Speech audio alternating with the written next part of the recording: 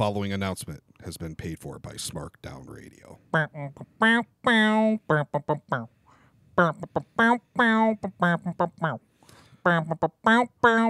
What you gonna do, brother? What you gonna do when the New World Organization of Podcasting runs wild on you? What you gonna do? Botch a promo. Ayo. Hey, yo. Survey time. Are you here for any other podcast, or are you here for Smarkdown Radio? I'm here to botch promos and for Smarkdown Radio. What's up, everybody? Another one for the good guys. Another one more for the good guys. So what is up? Smarkdown Radio, we're live. Apparently my mic's all mucked up. That's a great way to start the show, right, Bob? Having the mic all out of position and uncomfortable and like whatnot. The entire show last week. I told you, adjust your mic, man. It's just make it part of the show. What's up, everybody? Travis, brother Bob, with you as always, and here we are live, and there's a lot to cover this week. I don't even know where to start. I mean, obviously, I think we should start with the NWO reunion news because we kind of opened the show that way. Like, I mean that seems logical, brother.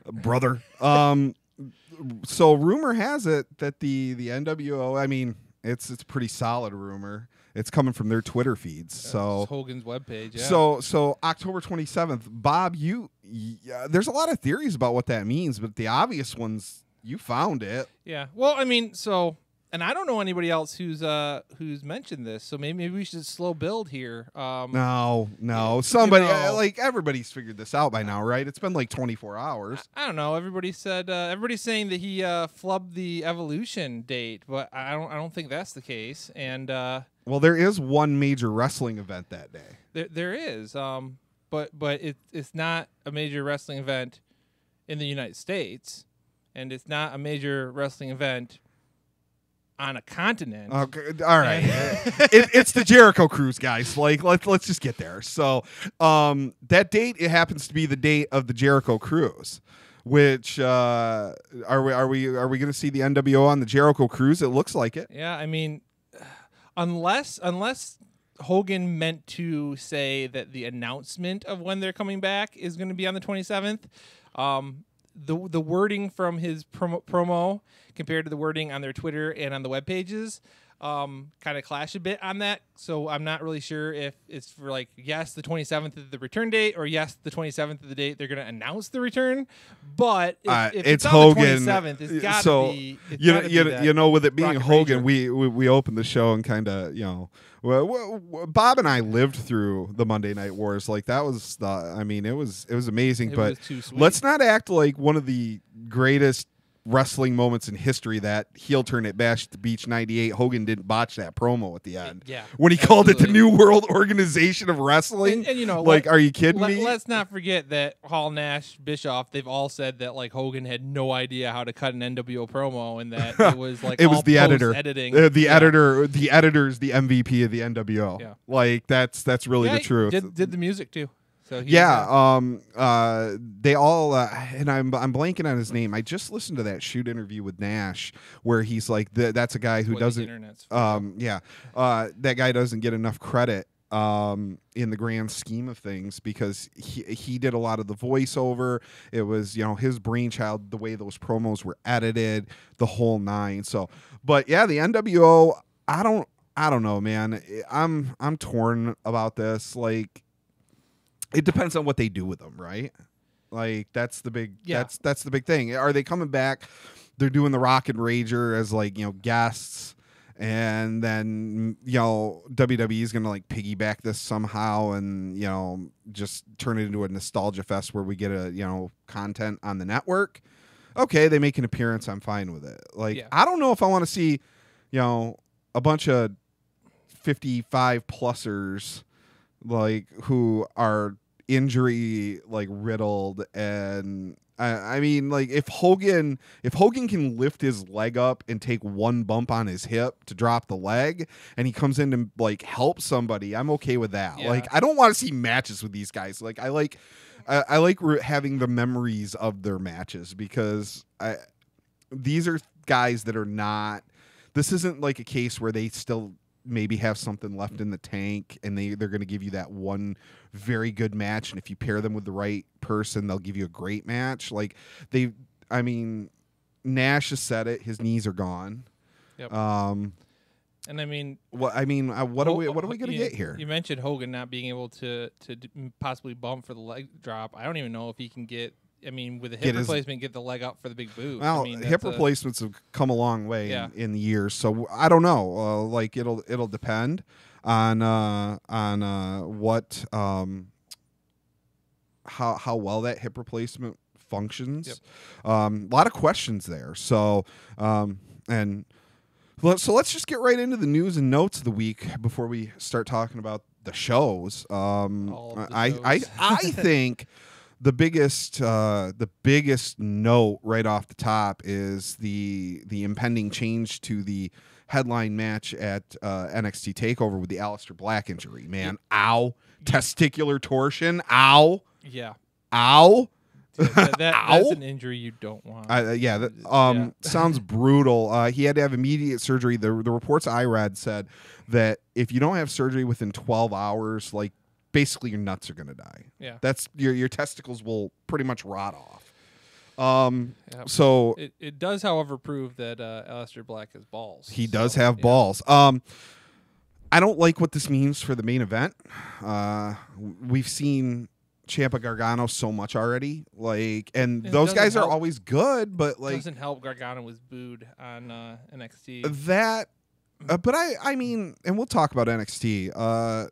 That I think was just more of a product of he's kind of the tweener. He had the booze cheers mix, and then Ciampa's obviously the straight heel, and then everybody really wants Black to chase the title. Yep. And Gargano, that's just we're gonna put a third guy in there because all three of you are capable of stealing the show. It's gonna be a great match. Yeah. And it makes sense for WWE for a main event title match. Once in a while, it's nice to friggin' see something besides a single one-on-one. That match was going to be crazy good. And now, I know they haven't officially, at least as of, I hadn't seen it yet, they haven't officially announced the change in that match, but he just had that surgery, 48 hours ago, 72 hours ago, and they say it's a full month to recover. Unless they unless he comes out and takes one shot in kayfabe's injury or something, you think they protect him. You think they might debut him on the main roster at Great Balls of Fire? We're trying to get viewers, Bob, not drive them away. That's not going to work. So, come on, everybody loved the name of that paper. That was a terrible. Oh my God, appropriate but terrible. So we are hoping that Aleister Black. Speedy recovery, man, because he's amazing. He's doing great work down there. I was looking forward to seeing him chase Ciampa for the title and seeing where it goes. He's one of the guys I think might even be able to, when brought up to the main roster, get past the NXT curse that most of the main roster NXT guys face. Yeah, I don't know. There's just him and Ciampa. The only way if he goes to SmackDown. If anybody that goes to Raw at this point is just oof. I don't know. I think for a while, for a while they might be insulated. They're just so over. Much in the way that Finn Balor was insulated for a moment, and even AJ Styles, the way he got brought in and didn't get buried right away because even when they did put him in losses, he was still super over with the fans. I think Aleister Black can be the same way. Yeah, there's definitely a possibility there, but the sooner he's 100%, the better. Anytime Aleister Black's available to wrestle on your program, that's a good thing. So Daniel Bryan has some heat, allegedly. Well, that's the reports. Yeah, that's what happens when you ask for weekends off and don't sign a big contract when they offer one to you. Well, reports are Daniel Bryan's still unsigned. Yep. Contract ends in September. Wants house shows off. Has he come to the realization that he's never going to be the top guy again, and maybe I want to go be the top guy someplace else? The question is, has WWE come to the realization that Daniel Bryan might not be coming back? They did move Miz Daniel Bryan to SummerSlam instead of pushing for Mania like a lot of the rumors were when he came back. Well, we'll have to wait and see. I mean, again, a lot of that. I saw Meltzer still, as of last report, Daniel Bryan had not re-signed. I know that was circulating. Meltzer came out and was like, no, that's not true. So I hadn't seen any new updates. Now we're getting reports of he has legit heat with Vince because Vince is mad. He won't sign. His 90-day no compete would put him, where January basically. Yep. So you're plenty of time. Well, there's a slew of guys that are still unsigned. Yeah, Dolph Ziggler. That with their 90-day no compete would be up before April. Yep. So they got some contracts they got to get done, and with this looming Super Show at MSG and the success of All In, why not hold Vince hostage for some more money? Well, so the question is, what is better for WWE, to sign the Bucks and Kenny Omega and from New Japan before WrestleMania and before that show, and lose Daniel Bryan, Dolph Ziggler, and some of their guys, or to retain the guys they have?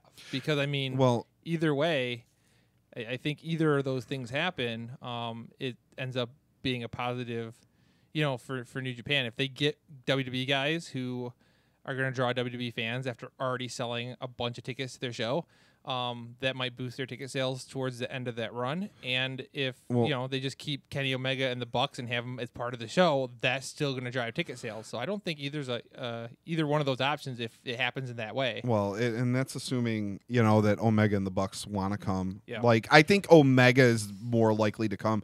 I still say the Bucks are going to come for one contract. Yeah. Because it's dumb not to go get free money from the WWE. But you have to understand, if you're the Bucks and you go to WWE, you're probably not going to have a good time. You probably are not going to. They'll be wrestling the Revival.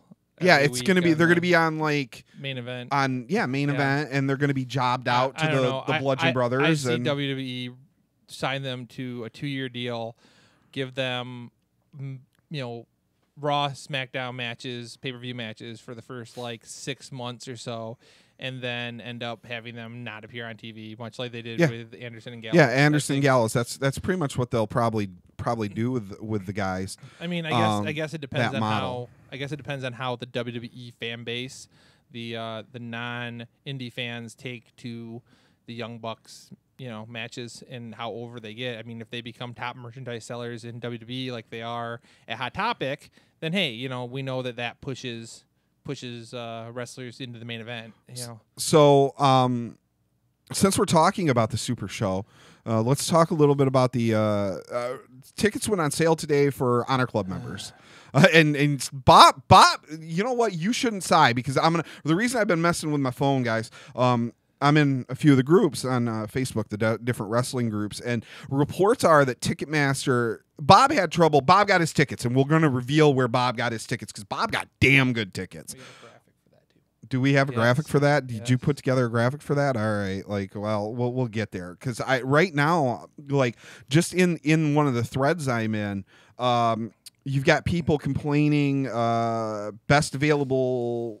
So he buys them, and then 15 rows further forward comes up at the same price afterwards. So go ahead, Bob. I'll just share my story, and then you can see if you can find the graphic while I do so. So started the day off with the countdown clock for pre-sales going from 5 seconds down to 4, 3, 2, 1. 1 day and 1 hour. And I'm like, what is this? And then, waited about 2 minutes and was like, all right, I'm not waiting any longer. I tried calling them, to which I got nothing but busy signals. About a minute and a half later, that popped away, and it finally put up the pre-sales. I was like, fantastic, I'm going to order tickets. And every time I tried to order tickets, it popped up a notification telling me, sorry, somebody else has already purchased that ticket. During the second it took to load the ticket into the cart. And that was extremely frustrating. And then randomly it refreshed, and I had to re-enter my code. And when doing so, after that, the entire time, well, on my desktop PC, it was telling me I couldn't use this device to order tickets. I needed to try a different PC or laptop instead of a mobile device. And I was like, well, that's not good. So I tried the iPhone and the iPad because, Safari. And we used Mozilla Firefox and Chrome on the PC and kept getting that same message. Finally, I managed to get through, not on the regular Ticketmaster line because that line you couldn't get through on, but through the disability handicap folk line to talk to somebody to find out what was going on. And they actually had floor seats still available at the arena, where on the webpage it was only listing like seats in the 200s at that point. And this is like 20 minutes in. It definitely seems like there was some kind of technical glitches on the Ticketmaster page, and it was just a real frustration to try to get to the point of getting seats. Thankfully, I did manage to score 2 in like third row back in section B, which I believe is opposite the stage. Yeah, it's opposite the stage and entrance ramp. I checked when you told me Yeah, where your tickets were. They're actually third better row than my all-in tickets. Yeah, third row B is opposite the entrance ramp. Do you know what seat numbers you got? 1 and 2.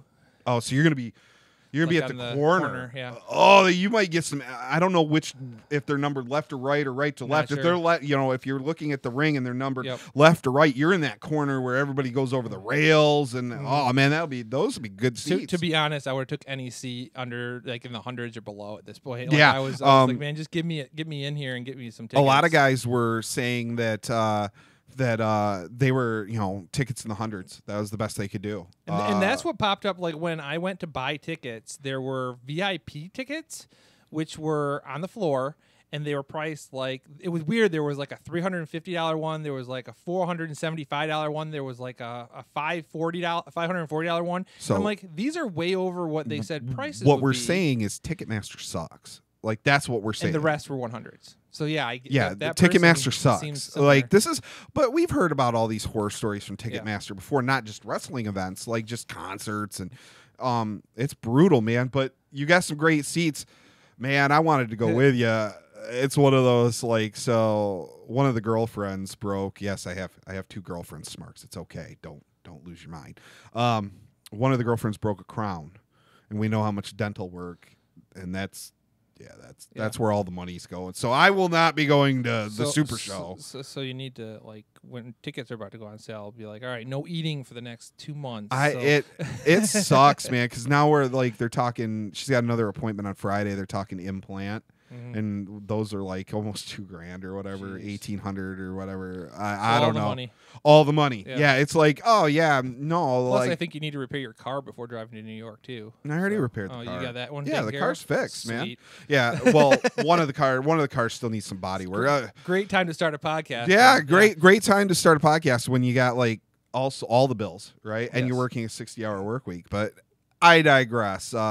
So Brother Bob's going to be at All In and the MSG Super Show WrestleMania weekend. Are you going to try and do anything WWE related that weekend? I doubt it. I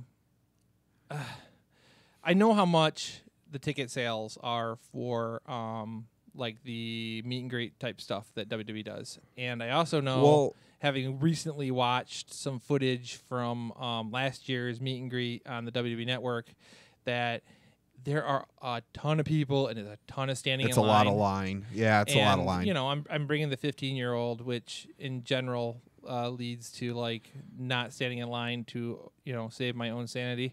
Yeah. So I think we're going to focus specifically on that the Madison Square Garden show. If they open meet and greets, which I'm sure they will do some kind of meet and greet, we may take part in the maybe a meet and greet. Story time with JR or something non-WWE officially related. Usually, or even I'm sure ROH and New Japan will have their own meet and greets going the day of the show. Oh, I would imagine. I was just I didn't know if you had started planning. Give me a chance to get that Okada autograph that I didn't do for all in because it's stupidly expensive. Everything else. No, it's just get that pro wrestling tees. I thought you said it was like $120 or something. It is pricey, but that's pricey, man. I do have, but you have to. The big problem is going across town, and then being there for however long it takes to stand in that line to get that autograph. While, there's other things going on that you already paid for.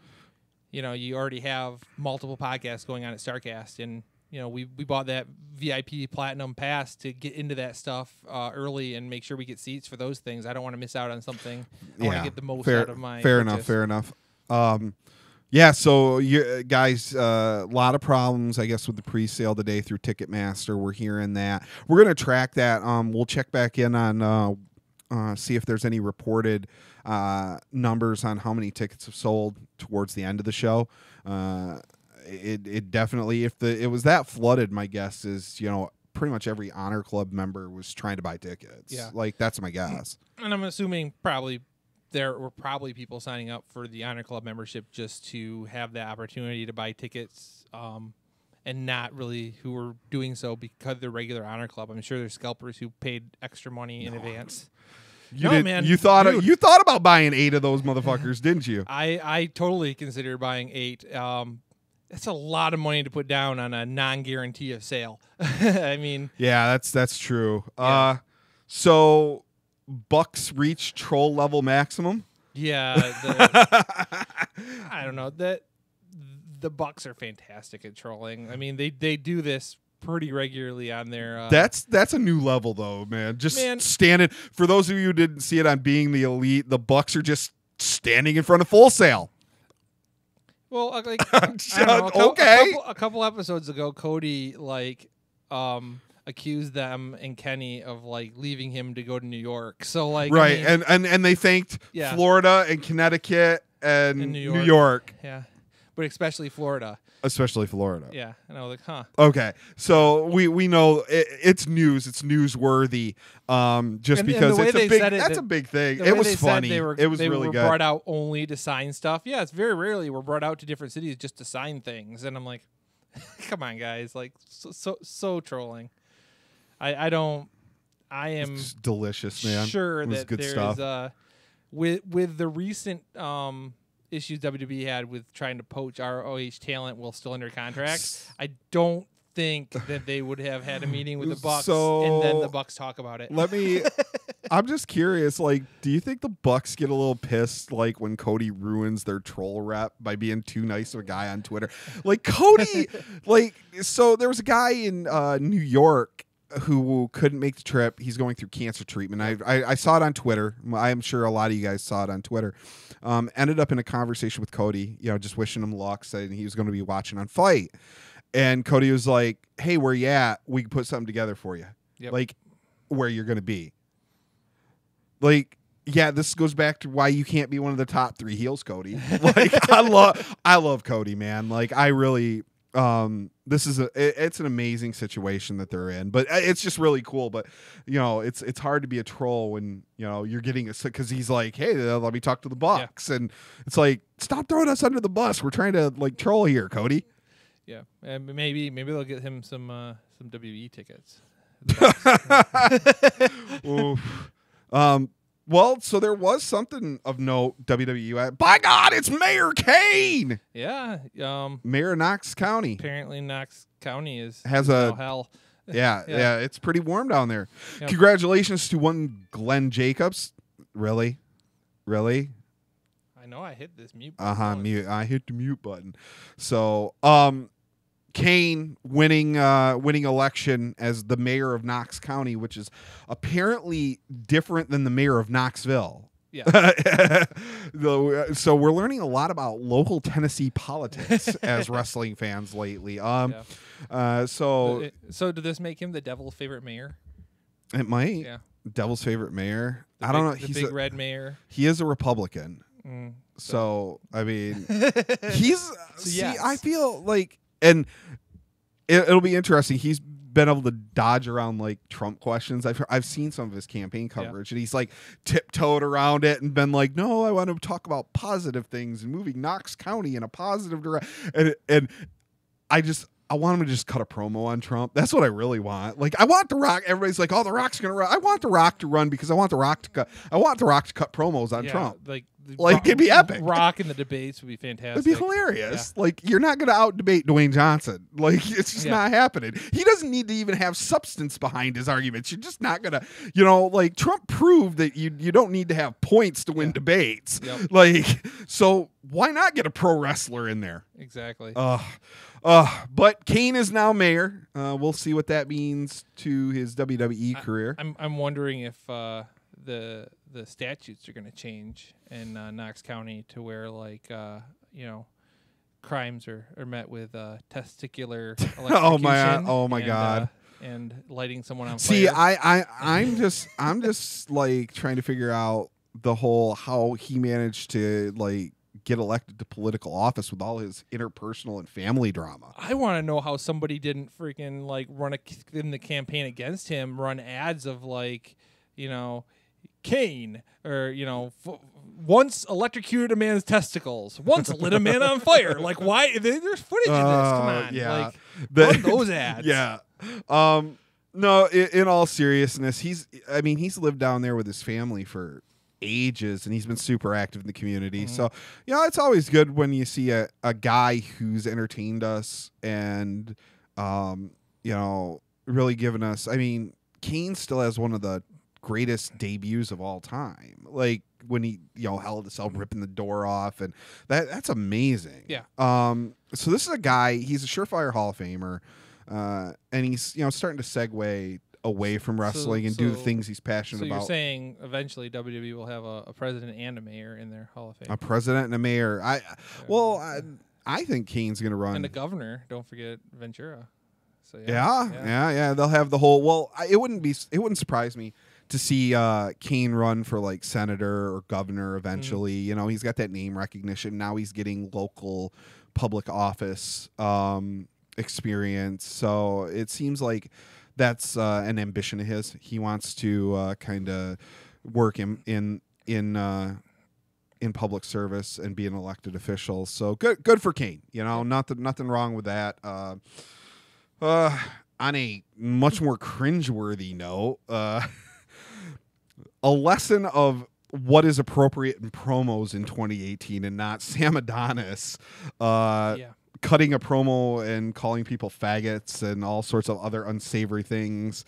There's a way to get over as a heel, and then there's a way to get like legit heat and get fired. Sam Adonis found the way to get legit heat and fired, and immediately like issued an apology saying pretty much he was like, hey, I was just playing a character. I was really trying to get heat. I took it too far. My bad. And we had a conversation about like how much heat a racist or bigoted character would get. Yeah, but you just can't do it. You just can't do it anymore. You can't do it. You can't do it. It's a different time. Like people brought up like the Dudleys and stuff, ECW and mid late 90s and all that. That a different time. It was just a different time. I mean, go back and look at that was cringeworthy. I mean, go back and look at a truly great angle where you could do it that when it was done right. You look at Ron Simmons, Vader, Harley Race, and Ron Simmons has this. They did it because they knew they were going to put that belt on Ron Simmons, and it was a historic moment for African Americans. And I mean, they're the reason Goldust isn't the same Goldust as he oh was my in the God! 90s, so well, people forget. I had this conversation a couple weeks ago in one of the Facebook groups I'm in. Somebody was talking about Goldust. Wishing he had a better run, and I'm like, I remember when Goldust was the top heel in the company, and he was fighting Shawn Michaels for the championship. He had a run, but it was so hot, even in the 90s. It was so hot that the conservatives put so much pressure on Vince, they just pulled the plug, and that ended Goldust's.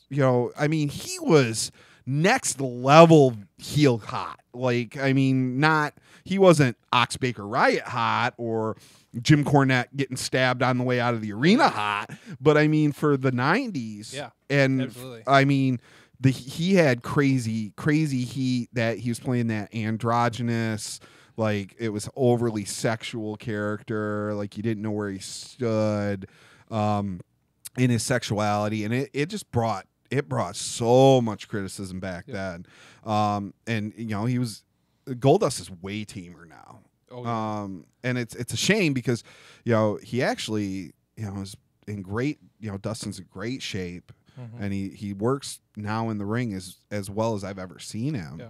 I'd love to see him have another run, but it'll just never be the same, man. Not like, and again, that was a younger cat. He was probably in his early 20s. He probably doesn't remember crazy, bizarre Goldust, like really genuinely heel bizarre Goldust. There are times I wish that he wasn't under the WB contract, so he could, like him and Cody could take on like Haku and Tamatanga or something in New Japan. I think that'd be pretty so cool. That'd be interesting. Like, yeah, I mean, I don't know if Haku's taking bumps, but like God, I mean, Haku takes bumps.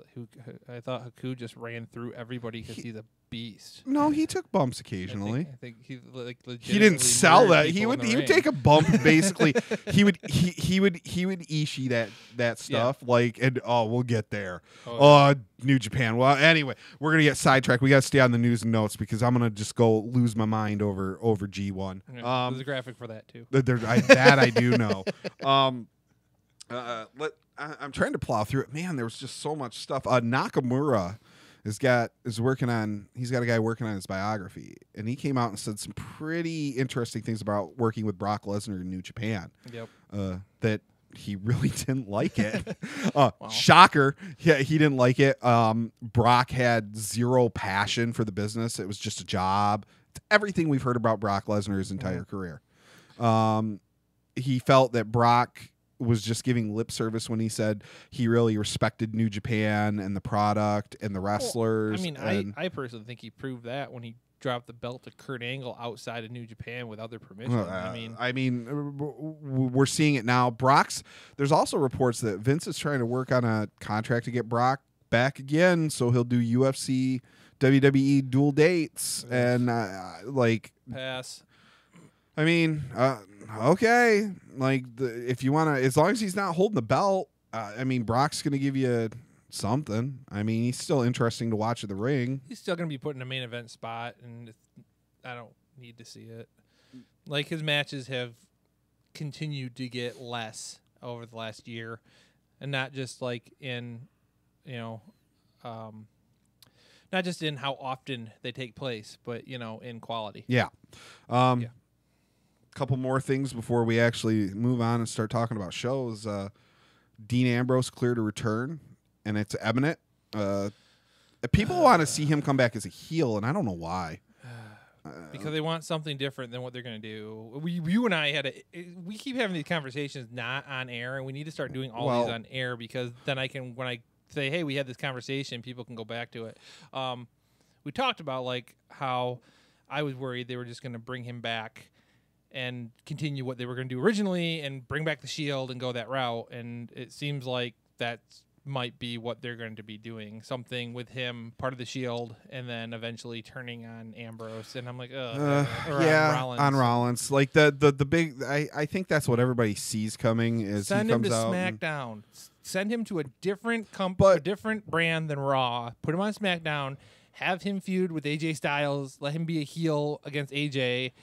Or I'd be be a okay face with against that. Joe. I'd be okay. Either of those things. I think something people that's are not Shield. I think people are going to be so happy to see him back. It's going to be hard to force him into a heel role unless he's jumping like Daniel Bryan. Like even jumping Seth Rollins. I don't know if that necessarily he's going to get the boo. We're supposed to boo you, but then my assumption is that he's going to come back and is going to be used to get Roman some cheers because, hey, Shield reunion, yay! Because he's going to get booed out of the freaking building at SummerSlam, if not.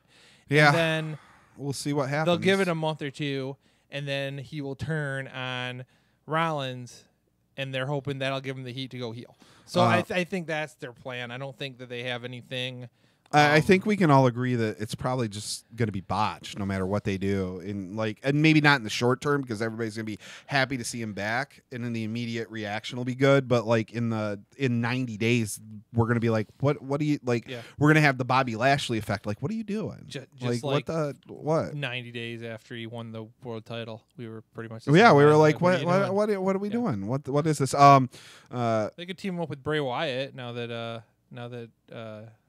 Hardy's injured. Matt Hardy, potential retirement. Yep. That's another point. He's been tweeting that this is pretty much his last go. His lesson, kids, don't do leg drops off ladders. Yeah, he cites that leg drop off. It was off the top of the cage. 2002 or 4 against Edge, and he said it started to fuse his lower spine with his pelvis. That sounds really painful. Like, that sounds terrible. So hopefully, Matt is gauging his body, and I feel like Matt is a guy who could make a transition into a managerial role, especially with the Broken Woken character. He'd be amazing down in NXT. NXT, yeah. Put him with the right guys and the right gimmick. That it could be really good. Even just training. Like, he could. His mic skills, obviously, and his ability to make a character are like at the top tier. Which is like you look at the greatest wrestlers ever. Maybe other than Ric Flair, and the thing is, a lot of them don't have the character creation ability that Matt Hardy has. He really reinvented himself multiple times. Yep. Like, version 1 and then the broken character and that's all him. The broken character is all him. And then this Woken character is, different from that broken character in a lot of ways. So, there's definitely differences. Some of that's probably what he's allowed to do and whatnot. But another injury note: Sami Zayn with a second shoulder surgery after that injury. Poor Sami Zayn. They misuse him and then he gets injured. Yeah, just snake bitten. So that's a lot. We're going to be covering some more individual bits as we talk about the shows individually. But his contract, I guess, coming due pretty soon too, right? I would imagine. I didn't look that up. I know KO re-upped already, and the word with it, Zayn did not. So I wonder if he'll even be with the company post injury return or not. It'll be interesting to see. Yeah. So it definitely doesn't give him leverage when negotiating a contract if he's out injured. Yeah. Yeah. So shows. Raw was Raw. Moving on. Paul Heyman was Paul Heyman. Disheveled Paul Heyman. Oh my God, disheveled Paul Heyman made my heart happy. Yeah. Paul Heyman was the only thing about Raw that was really worthwhile. I liked. So I'm gonna take umbrage with some of the smarks that are ripping on Ronda. I don't get it because she is. Yes, the match was not tight. It looked a little sloppy at times. That's going to happen when you put someone in the ring you haven't let wrestle on TV in 2 years. But it was not sloppy in a even I wouldn't even call it a negative context. It was sloppy while still looking like she was overwhelmingly physically in control. Yeah. Ronda is so much more physical than I don't know if there's anybody on the roster that is, in terms of the women's division, that is as physical and strong as her. There are people that are bigger, right? Nia's bigger, Charlotte's bigger. I don't know the way she throws people around, and it's not just we've seen it. It's not just the women. She throws the men around because she's a trained fighter. It's next level, guys. And as she develops. And people are knocking her, oh, she's going to be the next Brock. Well, maybe in terms of how they're building her, but she's been working house shows. This is not somebody who's just coming in for one TV every 6 months. She's putting in work, guys. She's going to get better. And especially when she works with good opponents. No offense to Foxy. She hasn't been wrestling much on TV either. She's fine. There's nothing wrong with her. Foxy's a great wrestler. It's just she's just never working on TV, and working on TV is different than working a house show. I mean, your matches are a lot more structured. Every wrestler will tell you that. Yeah. Go listen to some of Jericho's shoot interviews where he talks about. Remember a couple of years ago, he was only working house shows. Yep. Didn't want to work TV. Worked only house shows at WWE, and he's like, I love it. Yeah. Because I don't have to worry about anything. I just go out and have a match. You don't have to make sure to hit X amount of spots in X amount of time. And it's a very different feeling. So, and Ronda's been working those house shows. Her TV exposure's been limited. I have a feeling the match at SummerSlam is going to be really good because Bliss is really good. Yep. Bliss is going to sell like a boss for her. Sure I don't know if it's. I would imagine Ronda will get the upper hand. Bliss will cheat, and it'll go in that direction. It's going to be a lot of cheating. My only issue with Ronda Rousey is she's had 2 matches thus far. Third one will be at SummerSlam, or I mean maybe she'll have one between 3. Now and then. She had the tag match. Matches, I mean, she's had two televised singles matches. Nia for the title. Yep. And then last night, or 2 nights ago. So, I mean, we got 3 Raws before? No, we're SummerSlam, one Raw. Okay. We're a week out. So we're looking at the possibility of having her having 3 to 4 matches, right?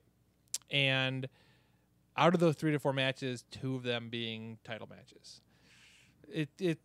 They're moving too fast, in my opinion, because the fans all said when they signed her that they're going to do what they do with Brock, they're going to put the belt on her and right away, and they're going to push her over other people who deserve it, blah blah blah. And it seems like that's the kind of thing wrong there, but that's not a her issue. That's a booking issue, exactly. And she gets a lot of the heat for that. Get the heat for it. I know. People should be smart enough to at this point. I feel like people should be smart enough to be like, look, she had a great tag team match at WrestleMania in her debut match. I thought they were setting her up for failure. I thought that was a terrible idea. You're debuting her at WrestleMania. Yes, you're trying to protect her, putting her in a tag match with Angle. Against Stephanie, though. Against Stephanie, who's biggest heel in the company other than Roman. Well, but Stephanie, capable in the ring, she's going to give you what she can. Yeah. Stephanie's not, Becky or Charlotte, or she's not a phenomenal worker. She's trained. She's safe. She's good. She's going to give you, she's going to give you a good rub with you beating the hell out of her. You're going to get over. But she's not going to really go out there and give you a 5-star match. It's just not who she is. She doesn't wrestle enough. And Ronda had a great match and looked great against Triple H at times. And then she went out and had a great match with Nia, Nia is one of these people that tends to have either really, really, really good, great matches or kind of floppers. Yes. So, that's not the easiest thing in the world to do. It's a coin flip. Yeah. Well, one good thing is that it seems like they might be moving back towards this whole horsewoman versus horsewoman thing, possibly as soon as Evolution. And if that ends up happening to be a thing, that would probably mean that she wouldn't be in a title match at Evolution or have the title going in, because all the belts will be on the line, which, I mean, I think wouldn't hurt Ronda Rousey. I think would actually help. I actually think they're building up, and this is just one of the possibilities is they could be building up to a Natty turn again, which they use Natty like they use Big Show, which is a whole nother issue. But Natty turns on Ronda, costs her the title at SummerSlam. I think they're going to have Ronda chase the title probably all the way to Mania. That's my guess. Yeah, and I think that'd be good. I mean, I'd be better her chasing it and maybe having some other high profile matches on the pay-per-view that maybe aren't title matches, and then having her win it on the main stage rather than having her win right away and then having somebody chasing her. I think it would build the fans' interest in her and would help quell this idea of that she's taking somebody else's spot. Yeah. I don't disagree. And you can have her chase without really weakening her, especially if you've got people turning on her. The Bliss cash-in was a perfect example. She was seconds from winning the title. Alexa comes out, interferes, cashes in, wins the title. That doesn't diminish Ronda. If anything, it makes her look, okay, now she's got another enemy. She's got a feud. It means something.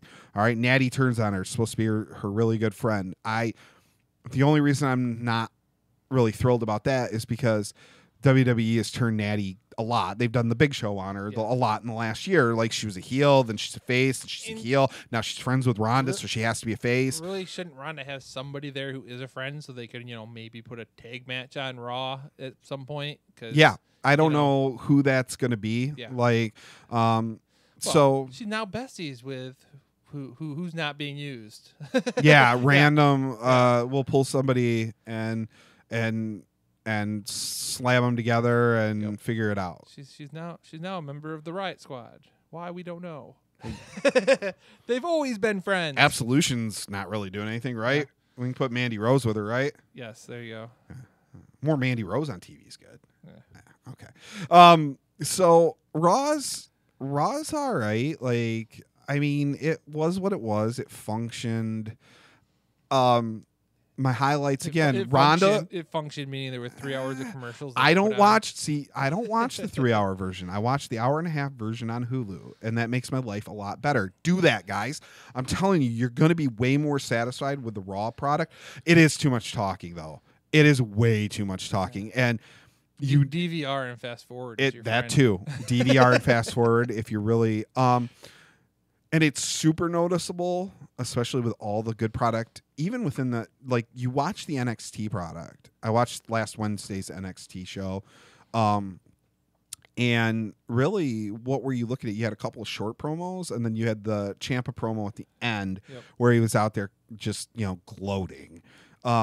But they don't muck around, man. It's match. That's they got to get their shit in within an hour, not 3. Well, and that's great, but it had that feel.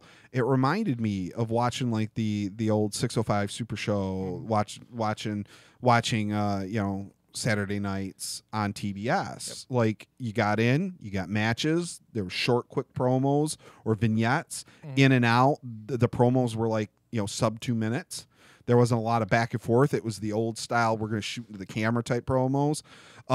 Same thing with New Japan. When you watch New Japan, when you watch G1, God, is it a lot of content. But all of the content. Like, it's matches. It's match. Like, you're not. And you don't. And the thing is, everybody, the complaint with Raw is it's 3 hours, and that's a problem. They don't have enough to fill 3 hours. That's a lie.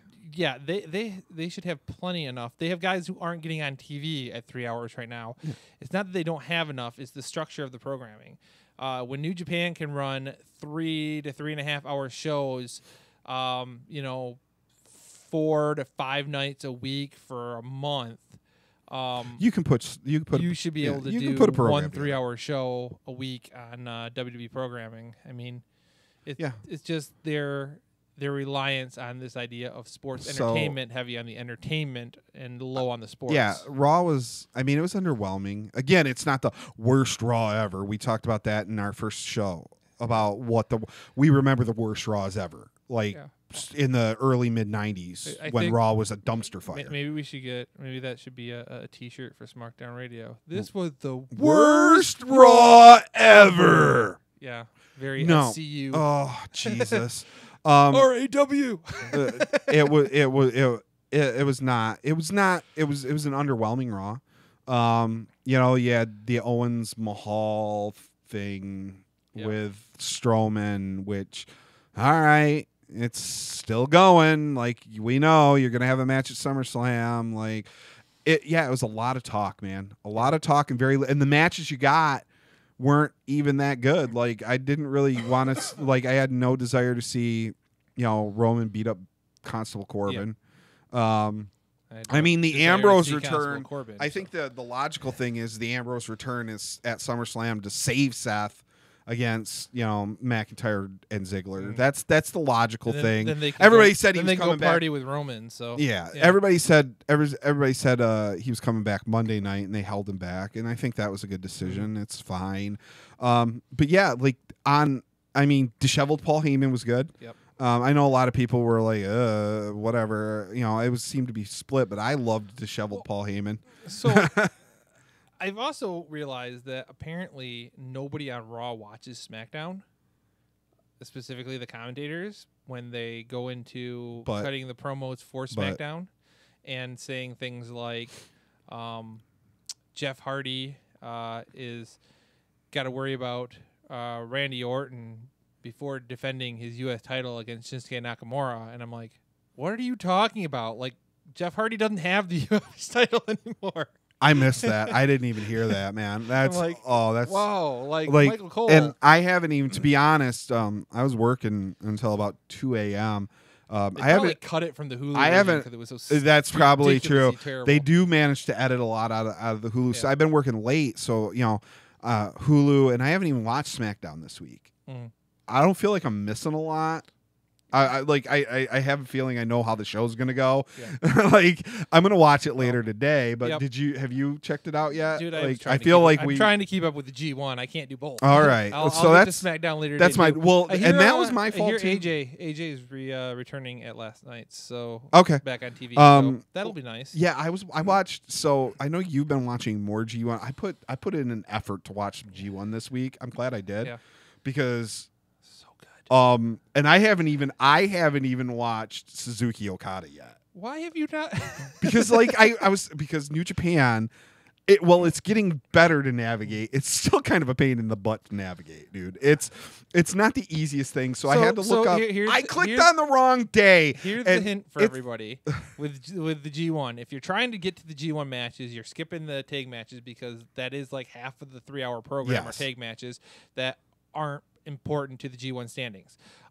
If you are looking, just skip ahead to like the hour and 15-minute mark, and you're pretty close. Hour 15 minutes to hour and 25 minutes. You're pretty close to the start of the actual G1 matches. Then, in general, G1 matches last between 15 to 20 minutes on average. So then you just move forward in those increments, like a 15-minute increment, and see where you're at in a match if you're looking for a specific match. So the reason I haven't watched that yet is because I didn't realize it was from like 3 days ago. Like they loaded up like 3 days in a row.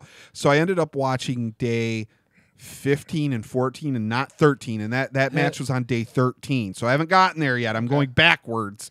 I know I did it wrong, but that's because they don't have it. It's labeled by date in New Japan World. And I didn't look up the date, and I thought it was off a day. Is basically what it was. And I was watching like, this on mobile or? Yeah, I'm watching it on mobile. So it's. I know on the actual web page, on a non-app type situation. I don't know if they have a mobile app yet or not, but it's okay. So the mobile app for New Japan is like the weirdest thing ever. You have to download the mobile app, but when you click on the mobile app, it opens your web browser to take you to New Japan World. Awesome. And then you click in the New Japan World, you go scroll through the New Japan World site, and you click like what you want to watch, and then it redirects back to the app. Okay. It works. Yeah. And the buffering's really good, which is like my biggest thing, because I watch a ton of my stuff on mobile. Yeah. If I'm working, if I'm out traveling, whatever, I'm watching most of my stuff on mobile. So it's really important for me to have good mobile. The buffering is actually better than the network, like WWE Network, which is crazy. It's a million times. I have not had with New Japan World, and I've watched a number of live shows on New Japan World as they were broadcasting. I have not had any pixelization or cutting out. Our internet speed download here is 170 megabit per second. So I should have no problem with WWE Network in every single pay-per-view. It pixelates or it freezes or has to be restarted. There's something goes wrong every single one of their. I haven't had that many problems. I'm just saying the buffering, especially on mobile with the network, with the WWE Network, can be a little taxing at times. But I can see why you have an issue with New Japan if you're using mobile though, because they do have an artwork for each show, and it like for the G1, and it shows like the 2 big matches, and then it shows like the 3 under and G1 matches. It's really hard to. Ones is really it's really hard to see on a mobile. Yep. So I haven't watched, and 60-inch. you told me, and we'll get to the standings here shortly because you've got the updated standings through last night. Yep. There was a new show at 2 in the morning or whatever is when it goes up, 3 a.m. So we obviously haven't watched that. I'm gonna check that out today. I know you're gonna watch it today. But these standings are as of right now. Well, let's go to the standings, and then we'll talk some more about the matches from days 12, 13, or 13, 14, and 15. Yeah. Again, lots of content, guys. It's crazy. Where's my G1 standings? There we go. Woohoo! So what do we got? We've got Tanahashi is still Tanahashi is rocking it up because Kenny Omega lost a match. Well, let's talk Block A because we can go Block B all day because I want to talk about that match that Omega lost because it was a shot. There we go. Tanahashi with 14. Jay White still within striking distance at 12 points. And Jay White owns tiebreakers over pretty much everybody else in Block A, doesn't he? Yeah, so exception of Tanahashi. Oh, well, with the exception of Tanahashi. So within striking distance, Okada at 10. Yep. Evil and Suzuki both at 8, and then you fall off from there. I do want to say it was Elgin. Was it Elgin and I'm trying to think of the match I saw him in. Maybe it was Elgin. It was Elgin Tanahashi. And Elgin almost took Tanahashi's head off with that one clothesline when he took like the pad off his arm. Great clothesline. Good matches coming out of A. Yep. Like you said, you talked about the Okada Suzuki match. I haven't watched it yet. You sent me a text. You sent me a text saying that it was more extreme than the entire Extreme Rules pay-per-view. Yeah, I mean, Red Shoes is allowing a lot.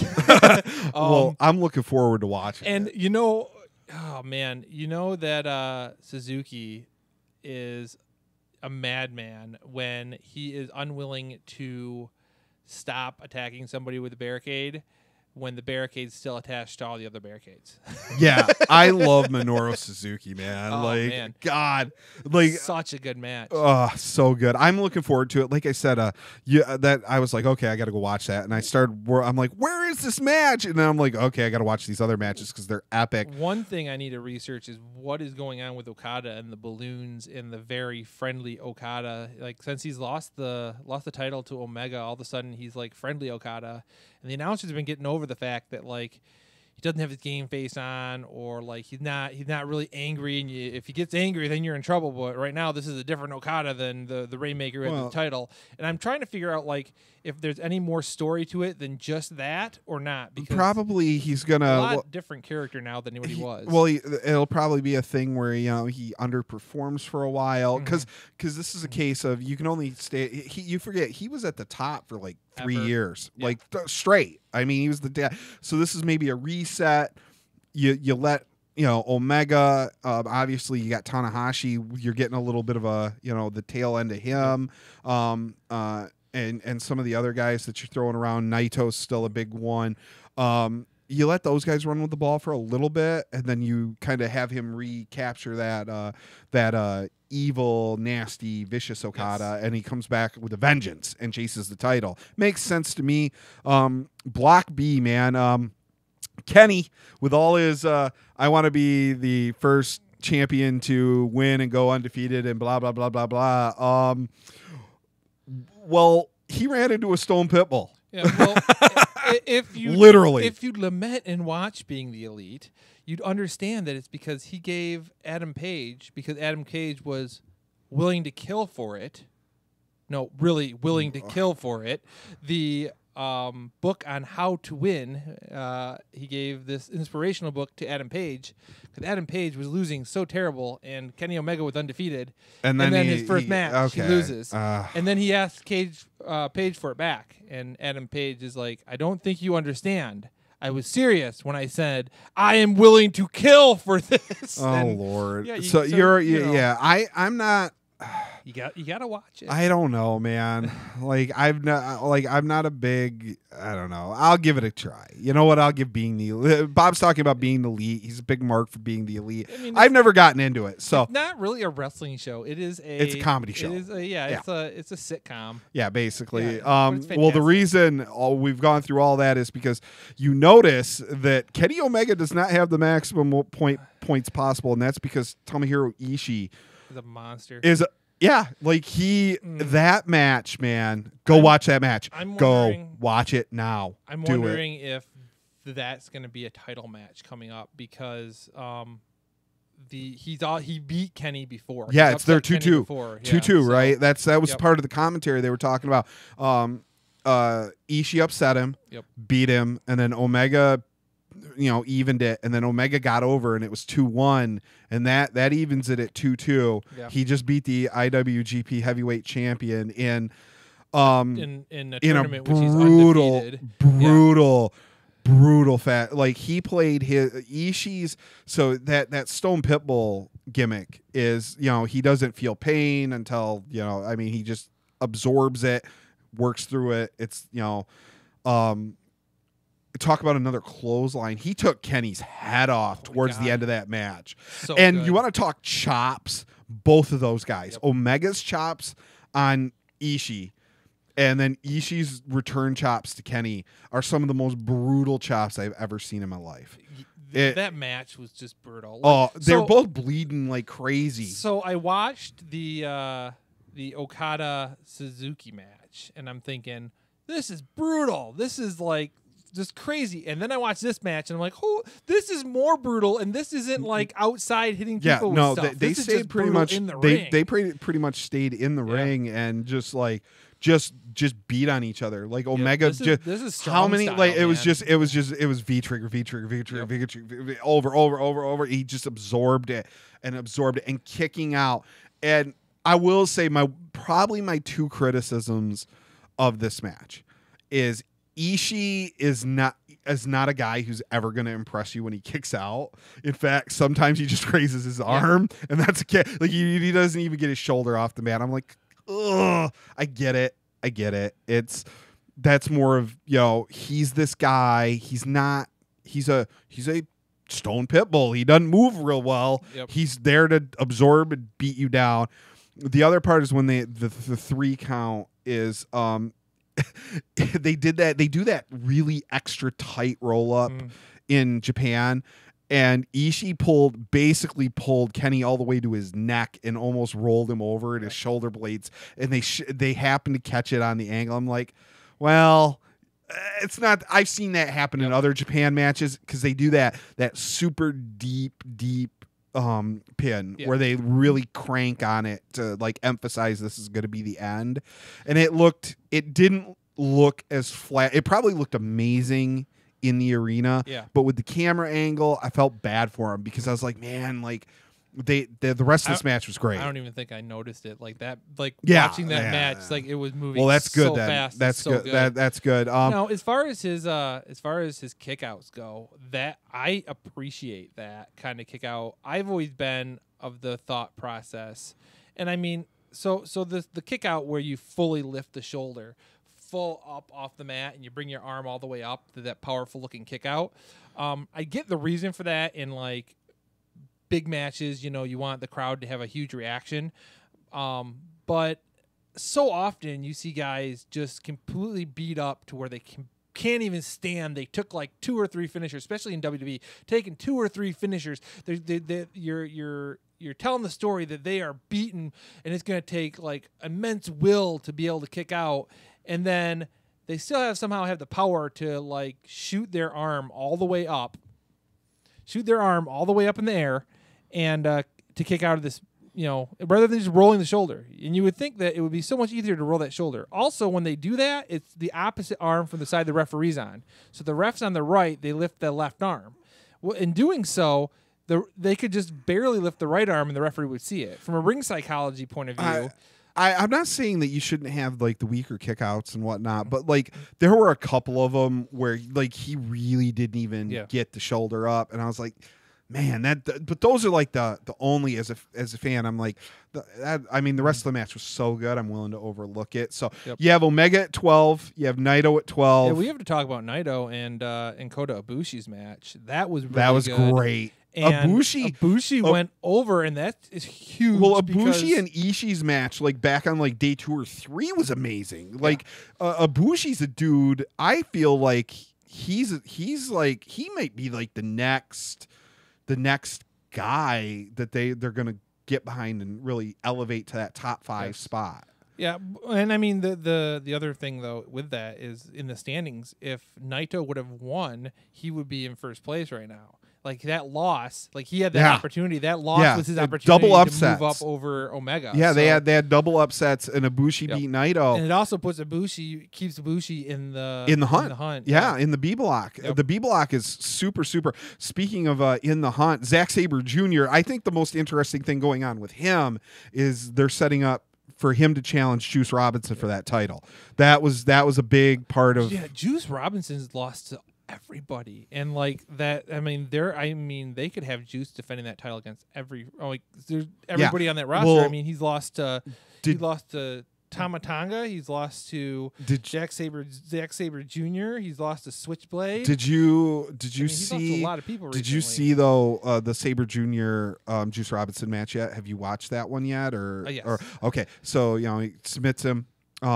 But then, like, I think that's the direction going because Sabre goes and picks up the title and, like, kind of looks at it and holds it and then sets it down next to Juice, like, hey, I'm coming for that next. So, and you hadn't really, at least in the matches I've seen, I hadn't seen anybody really do that to Juice yet. Like, there'd been talk about it, and we had talked about it, the commentators have talked about it, but nobody had actively really gone, and I think that's, like, okay, that's the first step. I think they could. I mean, they could have Juice go on he's a fighting champion. He's fighting with a broken hand in the G1 and everything. They could push him as like the fighting champion and just see him taking like these guys on one after another, rather than a sustained feud with one guy over that title. Maybe. And I mean, that'd be a way to build him as I just thought I thought in my eyes, I'm looking at it, I'm like, all right, this is they were talking about Zack Sabre Jr. said he wants to beat him for that title. He wants to do it in the U.S. Yep. It feels to me like that's the direction they're going. So Zack Sabre Jr. still in the hunt at 10, Ishii at 8, giving you just great matches, and then it falls off in there. Goto Sonata, Tama Tonga only with 6, but doing what Tama Tonga does and just being an awesome heel, which apparently I don't shoot work shoot. Something kayfabe. It was announced that New Japan's going to be reprimanding him for his behavior, which is great. And then Juice at 4, Yano and that's something 4. you can believe. Unlike when WWE had Vince coming down hard on Roman, and you're like, this is BS. Like you actually believe that, like New Japan might be mad at Tama Tonga. Specifically, you could believe that. Specifically with him trolling like Roman Reigns. Quit talking about the competition, I could see that. Yeah. So, the Climax 28 shows, the G1 shows are just off the charts. Like they're just incredible to watch. A real pleasure, and it has that old school wrestling feel. Yeah. Like the old. I mean, if you are somebody who appreciates wrestling as a sports product as opposed to sports entertainment, that's what you need to be watching. Is the G1, and it's super accessible now. And one thing I always found disappointing is that we listen to a lot of Cornette, and his dislike for Omega and the Bucks, I think, keep him away from watching Japanese wrestling. I've heard him talk about Japanese wrestling and things he doesn't like. And with him being such an old school guy and liking the shoot feel to wrestling back in the day, I feel like he would enjoy the product if he didn't have those biases against those couple of guys that kept him away from maybe it's still different than what he was a part of. Yes. And when you listen to his justification of why he's angry about the product, it's completely understandable. Like this is a guy who he bumped and bled and blew out both his knees and fell off scaffolds, and and in his mind, you know, people have perverted the product. Yeah. And those guys that you named, you know, at other shows have been, you know, they're notorious for doing some comedy spots. Like, and guys like us, we were young enough when we came along, we found a way to appreciate wrestling post 2000. Yeah.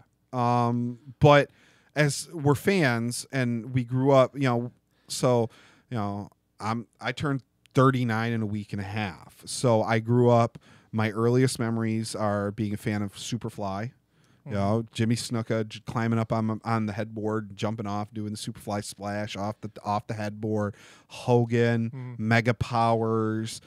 See, I got into wrestling later. I remember like Hogan and Piper and Mr. T because of how big their names were back then. But then I didn't really get in until like when I really started watching regularly was like the week Hogan turned heel. Okay. Like, so I grew up watching and then wrestling. I went back and tape traded and all there you that go. stuff So you to caught get all up. that So I grew up with information. it. Like, so a little bit different. I grew up with it. I watched all as a kid. I had WWE magazines. I remember distinctly when the Mega Powers Collide magazine came before, you know, Macho and Hogan were gonna. I remember that, and I remember some of the photos in that, and just following it, and then it kind of waned for a little bit. Like I didn't watch, I didn't like get up and actively watch as much, but I kind of seen what was going on, and that got me. That's like the late 80s. And then in the early 90s again, right about 1990,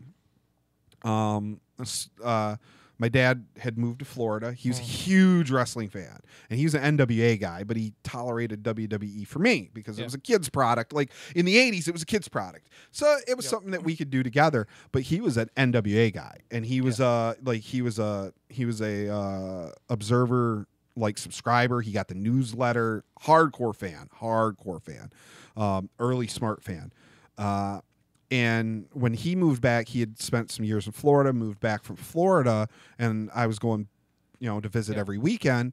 The 605 Super Show on TBS every Saturday, every Sunday. Wrestling was on in the house every night, and I started parking my butt, and it, you know, I found Vader.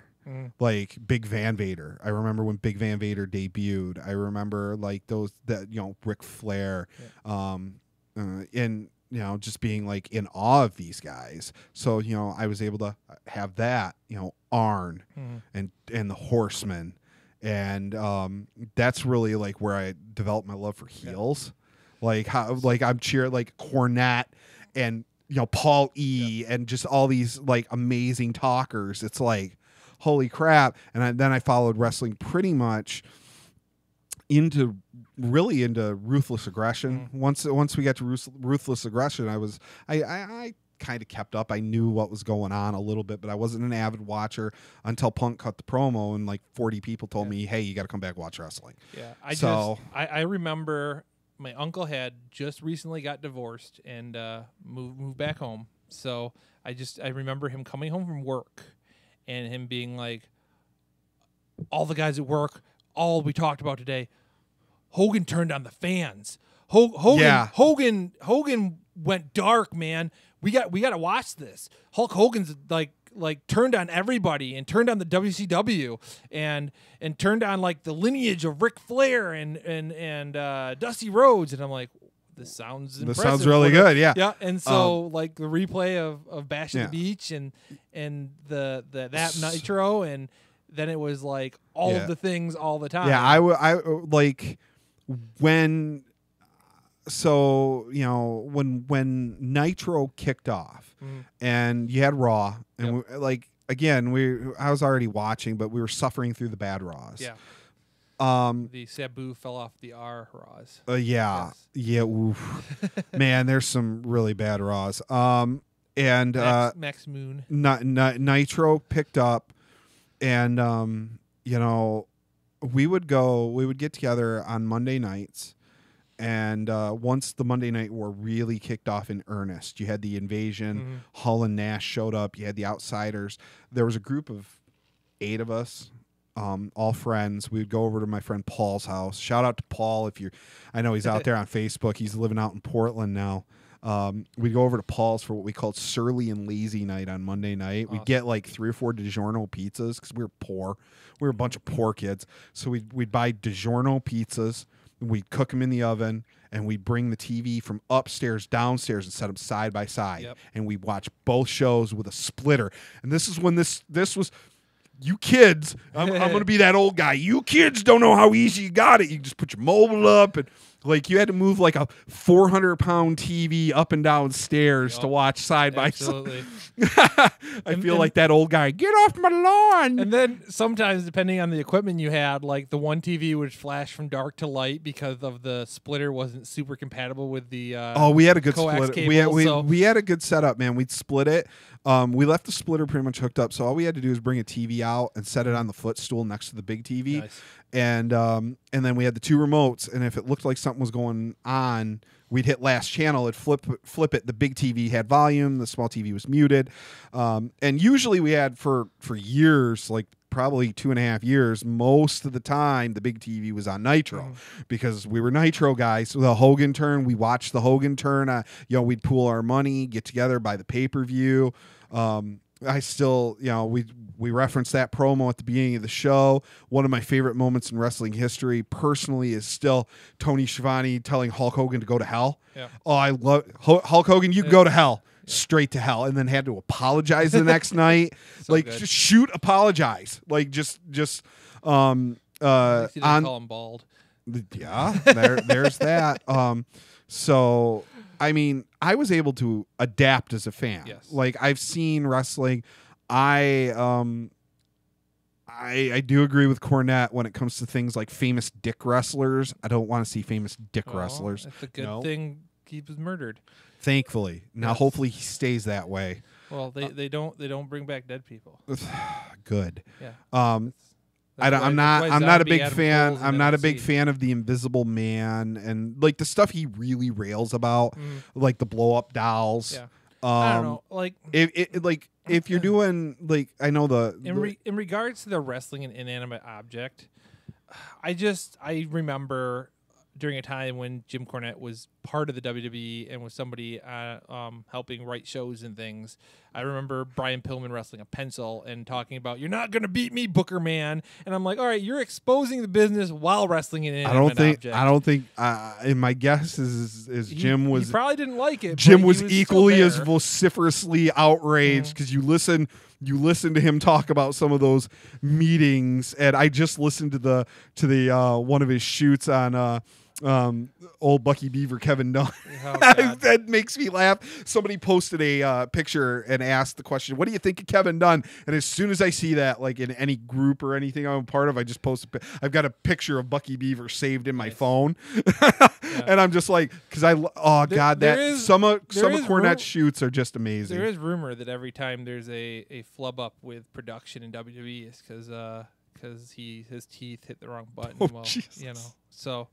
And then that's a part of like a few different YouTube channels like make that joke. It's a thing. So I think Cornette's got that out there to enough people. It's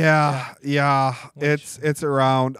But yeah, the Japanese product is still so much more sport related for the fans who did grow up with it. Like there's some comedy in some of the matches. Yeah.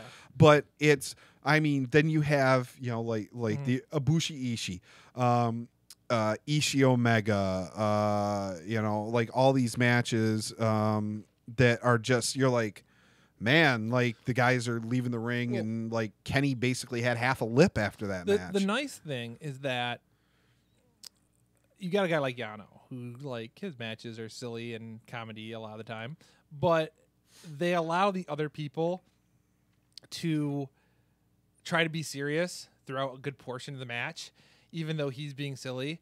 And then they just realize that they can't win the match without like, falling prey to doing the same silly stuff he does. And they build it in a way where it's not just two people being silly, where WWE would put like, Santino in the ring doing the Cobra, and then have him, fighting somebody else doing a comedy bit. Yeah. It's not the end of the world. Yeah. I can tolerate it because, again, I grew up with the WWE as a kid, and like I'm okay with a little bit of comedy here and there, a little bit of levity done properly, but comedic wrestling's, to do it right, is actually really hard. I mean, I feel like it is, like, because you don't see it done really well often. I watched Colt Cabana versus Yano in ROH in Chicago, and it was one of my favorite matches from the show. It was just so much fun, and for a live audience, like, I mean, and for me, I just really I would rather, if you're gonna have those kind of matches, I would rather see that stay on house shows and stuff. And keep it. Okay, I can appreciate that, a little break and having a funny, lighthearted match on a house show. I'd honestly rather have that on a TV show, have a 15-minute, 20-minute comedy match to break up things than a 15, 20-minute standing in the ring talking about nothing by people you don't want to listen to talk, like on Raw. So I mean, it's really, it depends. You pick your poison here. You gotta break up the action at some point. You mentioned Colt Cabana. Yes, Colt Cabana is all in now too, isn't he? Yeah, he's definitely all in. All in. He has so much all in to talk about. Okay, well, like, so what do we need to hit? Like the pre-shows on WGN now. Yes. 0 hour. That's a big deal. Should go to the next screen there so you can bring up the information on the TV stuff. Oh. Yeah. Okay.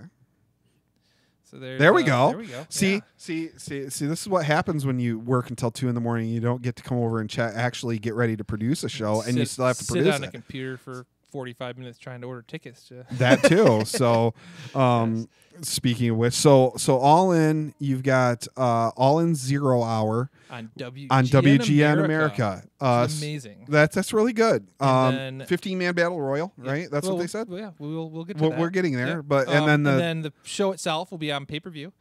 It'll be on Fight, and then Honor Club. Yeah, click to the next screen and you'll see that. And there's Honor Club. Yes. I clicked to the next. You're good. Okay. And now we can talk about the Battle Royal. There is a 15-man Battle Royal, which was announced that the winner will face Jay Lethal for the Ring of Honor Championship on the full All-In show. So that'll be interesting. So far, we only have 5 people announced, but out of the 15. Whoa! Can you see that? That's a good list. I hadn't even looked at the list yet. I know this was the recent. Moose, Rocky Romero, Ethan Page. I can't read that because it's all together. It's Colt Cabana and Jordan Grace, and you've Jordan Grace and Colt Cabana. There we go. So you condensed it together. Learn to type, Bob. I copied and pasted. So whoever webpage learned to type. All right. So what Moose has got to be a favorite. Like right off the top of that list, Moose has got to be. I want one a of the Moose favorites. Juice tag team.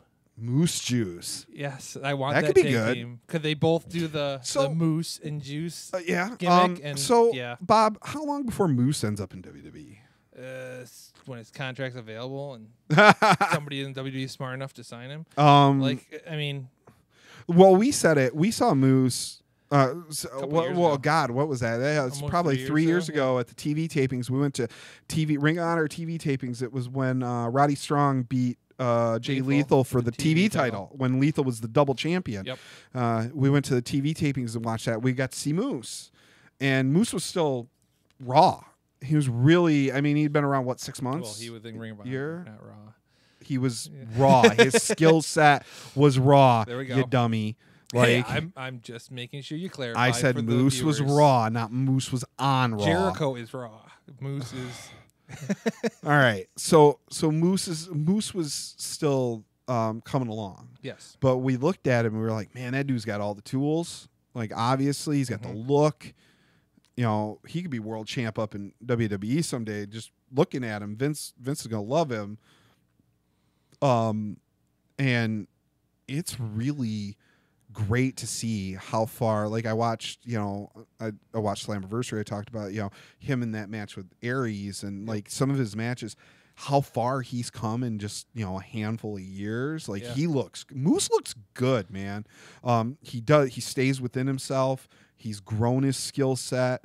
His promos are infinitely better, and he's really tightened things up and cleaned things up. I'm excited to see Moose continue to pursue and chase titles and be a big deal. See him in like a title program of some kind. Yeah, kind of yeah. On a stage, hopefully Impact continues to grow and become a stage comparable to what it used to be when it was, we'll see a few years ago. But, yeah.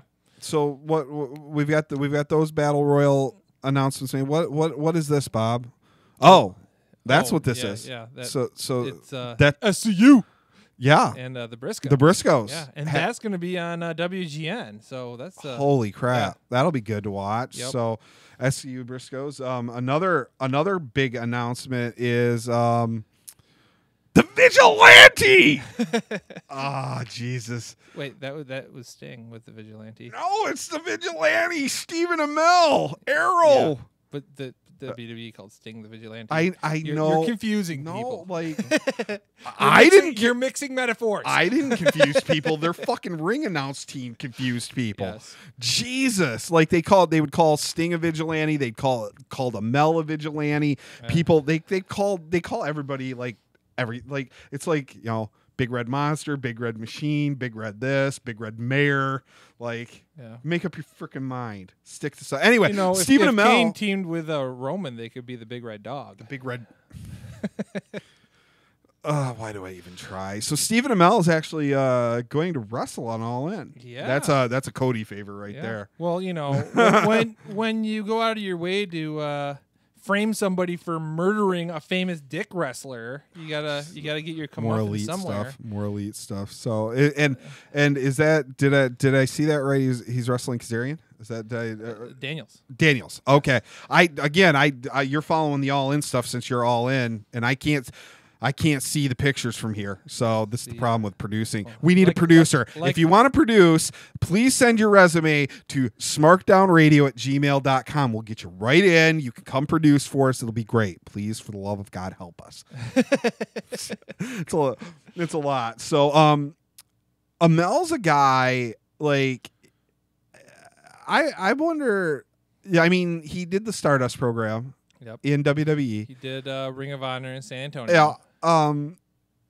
This guy is an official Bullet Club member. He's a mark, but he's he can get in and take his promo. Did you see his promo? No, I haven't seen his promo. I'll go watch it later today. His promo where he talks about like I know why you did it, Daniels. I know it was because you want to rub. Because I'm a big celebrity, and you are just some indie wrestler, and you've been wrestling for like 45 years. It's good and stuff. You never got over, and you need the rub from the celebrity. So I guess I will have to leave Hollywood and come down to your little indie show and give you the rub you need. And I'm like, oh my God, it is such a good. I'm gonna watch that. I hadn't seen that. Like, there's just so much to watch. That might have been on Being the Elite as well. All right, I'll check it out. Specifically running into leading up to All In, you got to watch Cody's channel, The American Nightmare Cody, and the Where am I supposed to find time to watch all this? Well, thankfully, they're not 3 hours like Raw. They're only like 15 to 20 minutes. So. Yeah, but there's still so much stuff. Like tonight, all right? So we're going to finish cutting the podcast. I'm going to go to work. I'll be working until 2 in the morning or so. NXT's tonight. I'll manage to watch that. I got a whole day of G1 to watch. Where am I supposed to fit this? Like, just... I suppose I could. They're I all, don't know. They're all on YouTube. It's a lot. I mean, yeah, you can. Those you can binge fit it, but somewhere. Those 20 minutes. It's a lot of stuff. It's a lot of content, and that's not a bad thing. But man, it's just a ton of stuff to watch. So sure is. I caught up on freaking Total Bellas, which that last episode was pretty good. It was heavily about Daniel Bryan's return, and that was awesome.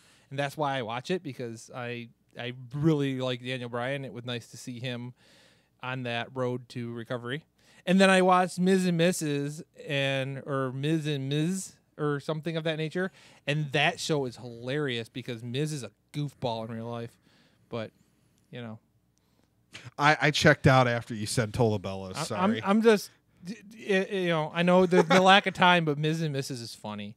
Like Ms. is like Ms. the biggest is entertaining. Ms. is an entertaining guy. When his dad convinces him to pick up a $1,000 baby shower cake that he bought Maurice and got discounted, talks him into picking it up himself, so to save the $90 on delivery, and then like 30 seconds later, you have too much time almost get in a car accident and it falls over in the car, and he ends up paying like $2,000 to get a replacement.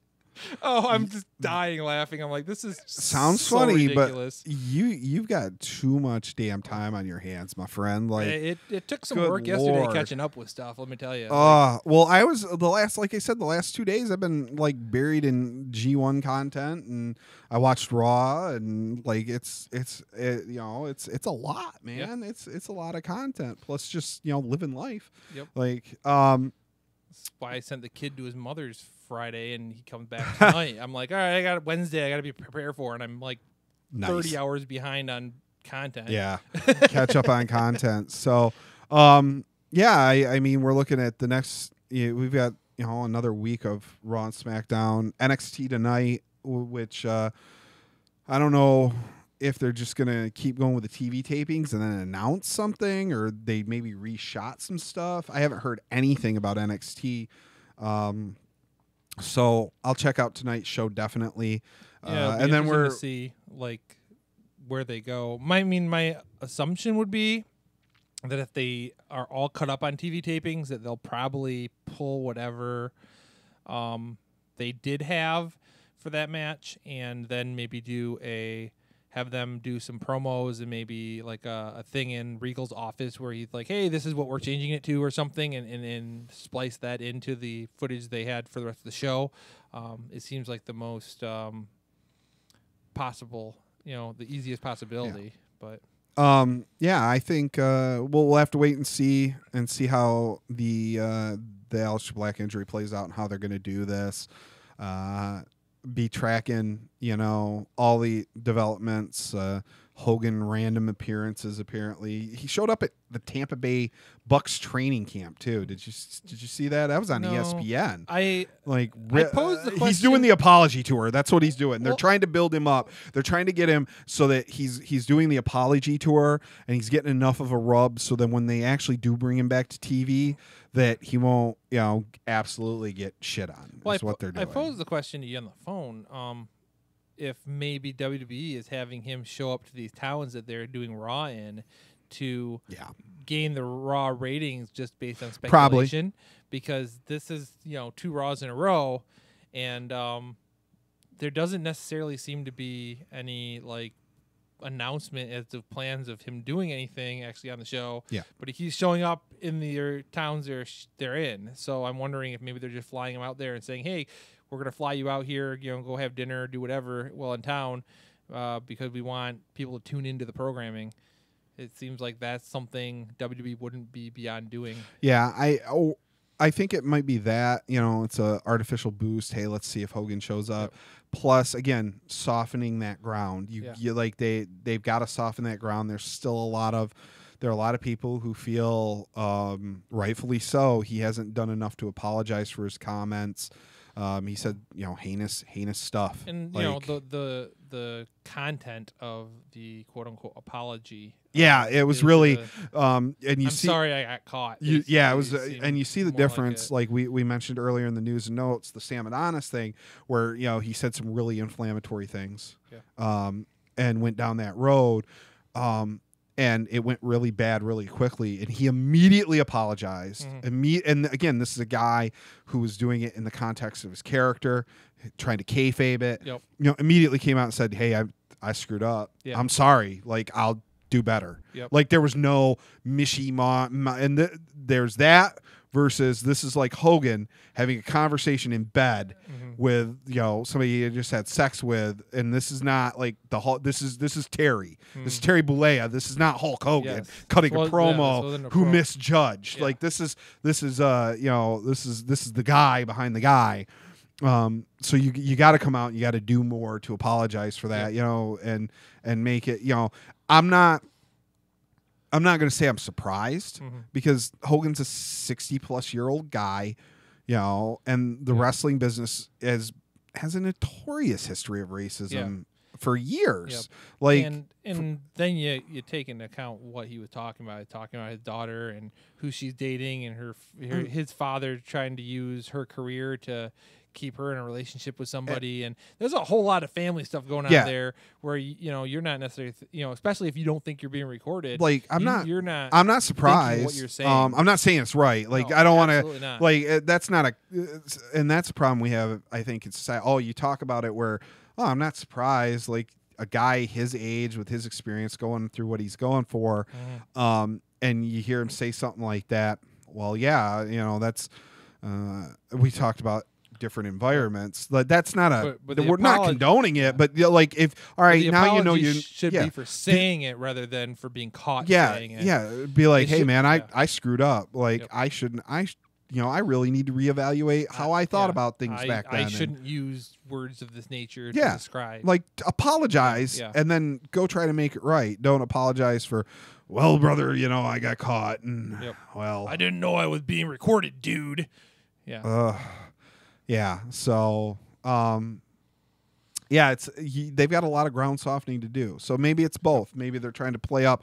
Does Hogan come back? Is he back today? And then you get a little boost in ratings. And then also when he doesn't come back, it's like, okay, well, you're starting to hear Hogan more and more. Okay, Hogan, he's in the Hall of Fame. Hogan, NWO possible return, this, that. I don't think his announcement that he's back in the Hall of Fame was really good either. The fact that he can now beat up Vince again. I'm like, really? Like, we can talk about the whole Hall of Fame thing. Humble. So more humble Hogan, they should have never removed him from the Hall of Fame. Like, all right, suspend him from his Legends contract. Yes. Okay. Don't have him on TV. Don't promote him. Take his merchandise down. All that. But don't pull it. Okay. You don't pull. This delegitimizes your Hall of Fame. Yes. All right. People are. Ty Cobb is in the Baseball Hall of Fame. Terrible, terrible, awful racist guy. Hall of Famer. Yep. Deserves to be in the Hall of Fame for what he did in baseball. Yeah. One of the worst, if you go back and read about him and talk to people like who knew him as contemporaries, and they would all say one of the worst human beings that maybe ever walked the planet, short of like people who were murderers and stuff. He was just a bad individual. He was racist. He was a drunk. He was angry. He was mean. They talk about the story about where he went, a guy dropped an N-bomb on him, and the guy called him N, and Cobb went into the stand and beat him, and when he was cleating him, stomping on him with his, and this is in, 1915 or whatever, so metal cleats, was stomping on him with his metal cleats. The people around him were trying to get him to stop, and the guy who yelled it was disabled. He had apparently had no legs. Beneath the knee, as the story goes. And I mean, it's pretty confirmed story.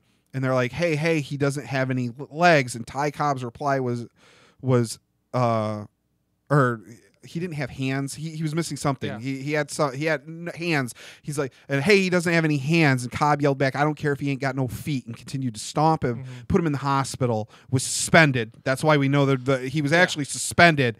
And then his teammates, because 1919 baseball, and this is in Detroit, his teammates wrote the commissioner and said, well, you either unsuspend him or we won't play as a team because nobody should be subjected to being called the N-word because he's a white man.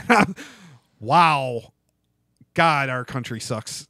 Like, America was never great, guys. Like, we do okay. We're fortunate to be born here. We're going to get down that. We don't want to go crazy down that rabbit hole, but I mean, it's better than a lot of places, but let's not act like we can't all do better. Yes. Jesus Christ. Absolutely. God, I mean, we got it pretty lucky. We're in the 1% of the world, but the thing I can't stand, I've seen people on like Twitter who were pushing that whole narrative of Chris Benoit, based on his wrestling career, deserved to be in the Hall of Fame. Yeah. At the same time, we're like, man, Hulk Hogan should have been taken out of the Hall of Fame. If Benoit had already been in the Hall of Fame, all right. If Benoit's already in, there's that. You did some shit after you were already in the Hall of Fame. Don't go in and erase history, okay? But Benoit did, heinous things before going into the Hall of Fame. Don't honor a man who did heinous things. There's a difference. And WWE is never going to take credit for the head injuries, which are likely part of this. We'll never know how much. I mean, they did do the talking about Benoit. They did do the examination, proved he had severe CTE, severe brain damage. He had the brain of like a 70-year-old, I think, 72, with dementia. That was the equivalent. So that's a sad situation. It's really sad. It's tragic. It's heinous. It's awful. You never, there's no. But if that's true, like he was, had dementia and had all this brain trauma, and that's what caused him to do what he did. That's a tragic story. But you don't honor a guy. But again, OJ's in the Hall of Fame. Whether you think OJ did it or didn't do it, OJ's not a nice guy. Like even if he didn't kill two people, we don't know. He was found not guilty. Okay, but reports are OJ's not a nice guy. I mean, Donald Trump's still in the WWE Hall of Fame. Yeah, Donald Trump's in the Hall of Fame, and he's a piece of crap. Like. You may like some of his policies. Donald Trump's kind of a scumbag. He's always been a scumbag. Even before he was in politics, he was a shady-ass businessman who turned celebrity reality TV star, and he's shady and scummy. Stole kids' money with his fake knowledge. Yeah, like he's a scummy dude, okay? And doesn't mean he's, whatever, but like same thing. Ty Cobb in the Baseball Hall of Fame. Warrior's still in the WWE Hall of Fame, and you could write a book on the terrible shit. Warrior's said and done. Yeah, but see, there's an award after him. There's a difference. There's a difference there too. Warrior was a scummy human being until the last couple years of his life, and then he kind of started to change his tune and realized he was a scummy human being. So you can always redeem yourself, which is good. Like Warrior. For better or worse, I'm not a big fan of the Warrior Award either and what it became, but, Warrior came back into the fold. He apologized to a lot of people, made amends, kind of got right with a lot of people, got right with his life, was living in he wasn't doing the Warrior. He was Jim. He was Jim Hellwig. He wasn't Warrior says and cutting bad like Hogan promos on the internet and like saying awful things as Warrior all the time. He kind of figured out, I need to do something to change my life. So you can do that, but like you don't go back and erase history. That's my point. You don't go back and just, Hogan's out of the Hall of Fame. He doesn't exist. And we're just going to say that for 3 years. And then magically he's back. If anything, keeping him in the Hall of Fame reminds you that the kind of actions aren't acceptable for anybody. Like even a Hall of Famer can lose her Legends contract based on, but taking him out of the Hall of Fame, and then putting him back in, then you have the whole like, well, did he earn his right back in? Yeah. If you just leave him in, there's none of this questions, and you don't. He's just still in the Hall of Fame. He's not on a Legends contract, and then he really does have to earn his way. It's not just some arbitrary, and it just proves that the WWE Hall of Fame is arbitrary. Exactly. And we talk all the time about why was Vader not allowed into the Hall of Fame pre his passing? That is one of the most egregious things in the Hall of Fame. Yes. Like why they didn't get that done. And the talk immediately after he passes that. Like the rumor mill starting that WWE is going to put him in this year, it almost I feel like a slap in the face. Yeah, because he wanted it. He wanted that opportunity to tell the story of his career and have that one shining moment at the end of it, and not putting him in before his passing on 2 years where they could have done so. Well, they knew he was they knew he was sick. Bad health. This is not. They knew that doctors had given him 2 years. He outlived that, but like they knew he was not in great health. Yeah, to me that is more egregious than them reinstating Hogan without an apology. Yeah, not like putting Vader in. Your Hall of Fame's completely not legitimate. Like, why? So we talk like how is there any argument about Vader being a Hall of Famer when you have people? No offense to Rikishi or Godfather or some of the Coco like Beware. Coco Beware. Like Coco was actually like, I mean, I loved Coco as a kid because, the Birdman gimmick and stuff. I was like 7. Of course I loved that gimmick. I loved him. Like he had the brain buster. Like I loved the finisher. Like, yeah. But like we're talking about the Hall of Fame. Yeah. All right. If you put guys there's the bottom bar where the bar is set. How they couldn't have got, like, even worse, how they couldn't have got Vader in before his passing, but you have guys like Edge go in like a year, the year, like within a year of his retirement. Well, I mean, Edge was a fantastic wrestler. He deserves to be part of the Hall of Fame. He's had multiple title runs with pretty much all the belts. I mean, he I think he's a Grand Slam winner. He's had sounds right. Again, memory's not my biggest gift. I'd have to go look. I mean, he at the very least had the IC, the world, and the tag. Yeah, team, he had a great career. He deserves, cut short by injury, blah blah blah. But Vader, when he's past, he's in bad health. He's limited time on the get it done. And they didn't. Reason. They didn't get. They had 2 years to get it. This isn't like a sudden thing where they didn't know Vader. Like he just had a heart attack and died. Like like he was in really good health, but had a heart attack and died.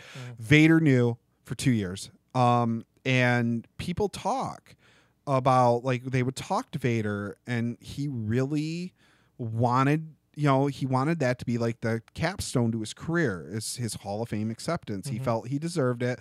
He didn't want to actively lobby for it because, that's kind of, you shouldn't have to act. But you look at what he did. I know his WWE run wasn't as successful as it could have been. Some of that's on him, at least from reports. And you listen to a lot of the shoots and things. And some of that's on him. Some of that's on the company. Some of that's on Shawn Michaels. Yep. There's enough blame to go around. But New Japan Vader, WCW Vader, his body of work, considering the other guys that they have put in, his body of work, and I looked it up, the big gold belt, right? It was like a 4.5 year time span. 5 guys held that belt. Yep. And all but one of them is in the Hall of Fame. It wasn't the big gold belt. We're talking the WCW championship when Flair took the big gold and left. And that belt was held by like five guys in that period. Well, it was like, the guys on the list. I forget. If you really go, if you go in, if you go into, I think you go into the 90s even. There's the 2 guys that held that belt that aren't in the WWE Hall of Fame are Lex Luger and Vader. Yep. And the other names on that list are Flair, Hogan, Sting, Ron Simmons, and I think there's one more in there. I didn't pull it up. I would have pulled it up if I knew we were going in this. But I looked at that and I'm like, this is a guy, and he's a multiple time champion. He's the IWGP champion. You've shown that you're willing to put these guys in your Hall of Fame. You've made a big deal about the fact of your guys being IWGP champions before, i.e. Brock Lesnar, AJ, and they put Inoki in. I mean, it's like. It's a travesty that they didn't do this when he was still alive. I mean, at this point, that's I mean, there's a handful of egregious ones out there. Everybody talks about Owen, but there's legal issues there. Yes. And understandably so, okay? Yeah. So you don't fault the WWE on that because they can't get it done. Yes. Okay. So you move on to who else are the egregious ones in the Hall of Fame. Some of the most egregious is that whole celebrity wing. The fact that they have a celebrity wing and they don't have Andy Kaufman. They don't have it's the celebrity wing. I don't think I don't take it as seriously. Well, girls just want to have fun. Cindy Lauper. She's not in. Like, those are, you would. They'll get there eventually. I mean, because they just need a celebrity every year, but it'll happen. But I'm talking about the guys who sweat and bled and entertained us like week in and week out. Like, you know, the Bulldog petition's going around right now. Yep. Bret Hart's come out and endorsed that to get that done. I'm trying to think of who else is really glaring, because it's probably Bulldog, Owen, which we don't want to. I mean, for a while there, you had like, Vader. You had DDP as well, but they the last couple of years they've really caught up. One that probably won't happen again because of politics and things like that. Steiner's deserve to be in the Hall of Fame. What about the Midnight Express? Everybody's waiting on it. And Cornette would go in with them. Everybody's kind of waiting on that one. That's I feel like people don't call that egregious because they feel like it's going to happen. Yeah. Especially with the Rock and Roll going in and the warming between Cornette and the WWE for the first time in a long time, and him inducting them. Luger as well. I think he has to go in. Man, he's one of those guys. Yeah, I mean he was a Four Horsemen. He did a lot of things. I don't know. He looked really good and did a lot of things, but like none of us really want to go back and rewatch his matches. I don't. Lex Express, baby. I'm okay watching some of those WCW early NWO matches. I mean, yeah, but he had a lot of talent around him. So I'm not watching it. Sting Luger feud. I'm not watching it for Luger. That's the whole point. I'm watching it for usually whoever Luger's in the match with.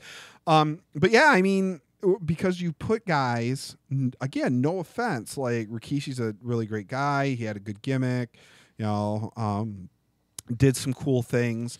But when you set the bar there, you know, it's supposed to be the Hall of Fame. You've got to set the bar, like the criteria bar. If you want to be taken seriously, you got to set that bar. And then, you know, say like, you know, anything below that, you're not getting in. But so you look at like the wrestlers where the low end of the bar has been set. And it's not to shit on their career, but they just never had that elite run, you know? And it's one of the weird things is there's a lot of guys Attitude Era to now who are in the Hall of Fame and made it before guys who were in the 80s into the Hall of Fame. And I think now they're getting to the point where, like, I'm trying to think of guys from the Attitude Era, like who deserve to be in. And it's really hard to think of somebody who's not already. I mean, Rock, I guess. It's the guys that are still, Rock, Triple H. But I mean, it's those guys pretty much. Stone Cold's in. Mick Foley's in. China will be a big one to go in. Yeah, if they ever do it. Well, they at the Royal Rumble, the Women's Royal Rumble, they kind of softened that with Stephanie even mentioning her name. Yeah. Like that was they've softened on the China position. It's going to happen, and it may take a few years, but they're going to start softening on that. Undertaker's a big one. Names, But yeah, Kane. There's guys, but again, Taker's still working a few matches. Kane was working pretty regularly up. There's a bunch of guys right now. And then Big Show. Big Show deserves to be in. The Hardys will go in. Christian still deserves to go in. Yep. Mark Henry just went in. Yep. So there's this slew of guys now. Cena will go in, obviously. Rey Mysterio is probably a guy. There's a guy, but they're guys that aren't ready to go in, and you don't have a problem with that because they're still pretty active, you know. But I mean, as far as guys who are inactive who were from that era, there's not a lot. Most of them have already gone in. It's Mick and Edge and the guys who are like straight inactive. And I mean, they've got to the point where they want a old school wrestler, like Attitude Era wrestler, a celebrity, a female, but like they put so many of the Attitude Era folk in already. That I have a name that should be in that's not in too, and that's Taz. Yeah, Taz should be in. Like, though, I mean. I don't know if his but ECW stuff was fantastic, but his anything they really screwed up his WWE run. And same with Raven. Like Raven, I think Raven, based on what he did in ECW and WCW, deserves to be in. But like they didn't do much. He's a guy that I think would be deserves. That's never going to happen. Deserves consideration, but probably will never ever happen. Yeah. But like Taz, and listening to Taz's discussion on the topic about how Tommy Dreamer. some of those like there's a lot of that ECW there's guys, that handful. I think Carino. I don't know about Carino. Like I'm thinking like the originals, Dreamer, probably Dreamer, Taz, Sabu, Rob Van Dam, RVD. There's a guy. There's a guy that'll go in, and he will go in at some point. Those guys probably they deserve. Carino, I'm willing to have the conversation. Yeah. Like that's the thing. If you can have a conversation about it, but like he's part of the WB family now, so I can see them being more open. I don't. So. And again, where's your floor? Because it's arbitrary, you'd have to go through and I mean, you've got there's a lot of feel good guys in there. Like, and I guess it depends on how much they're willing to talk about companies they don't own. Yeah, like, are they willing to bring up his work with Ring of Honor and his work with? I don't know. NWA we'll see.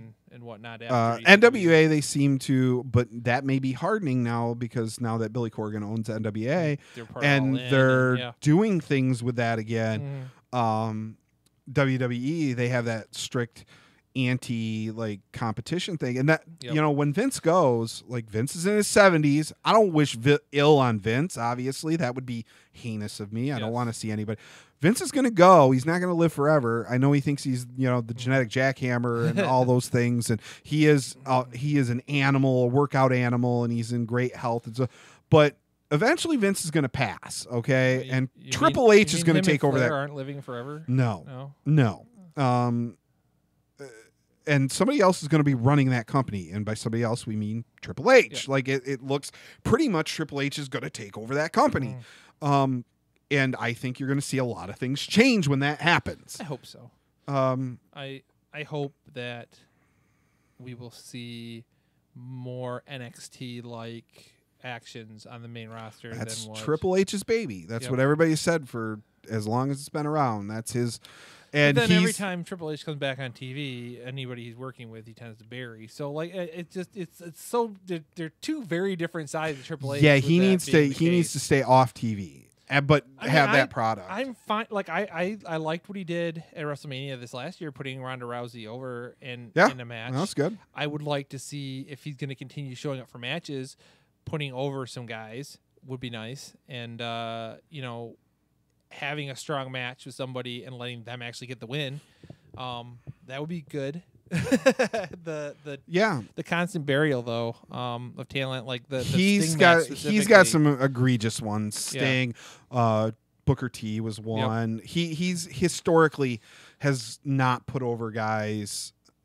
He's not in the Shawn Michaels realm of not putting guys over. Goldberg, he didn't put over Goldberg, man. I mean, well, he's one of the 3 guys that have clean. Right, he has a clean win over Goldberg. Right, it's won, him. He beat Goldberg he won that Elimination Chamber. They went in with Goldberg in it.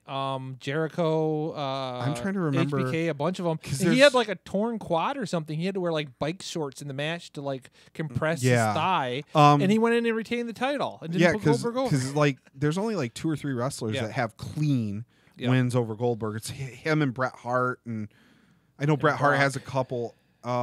And then Brock. Yeah. I think they're the only 3 guys that have clean wins over Goldberg in his career. And Bret, I think, is the only one that has multiple clean wins. Yeah. So Bret Hart. I mean, what do you say? And for those multiple clean wins, he got kicked in the head. So that's. Oof.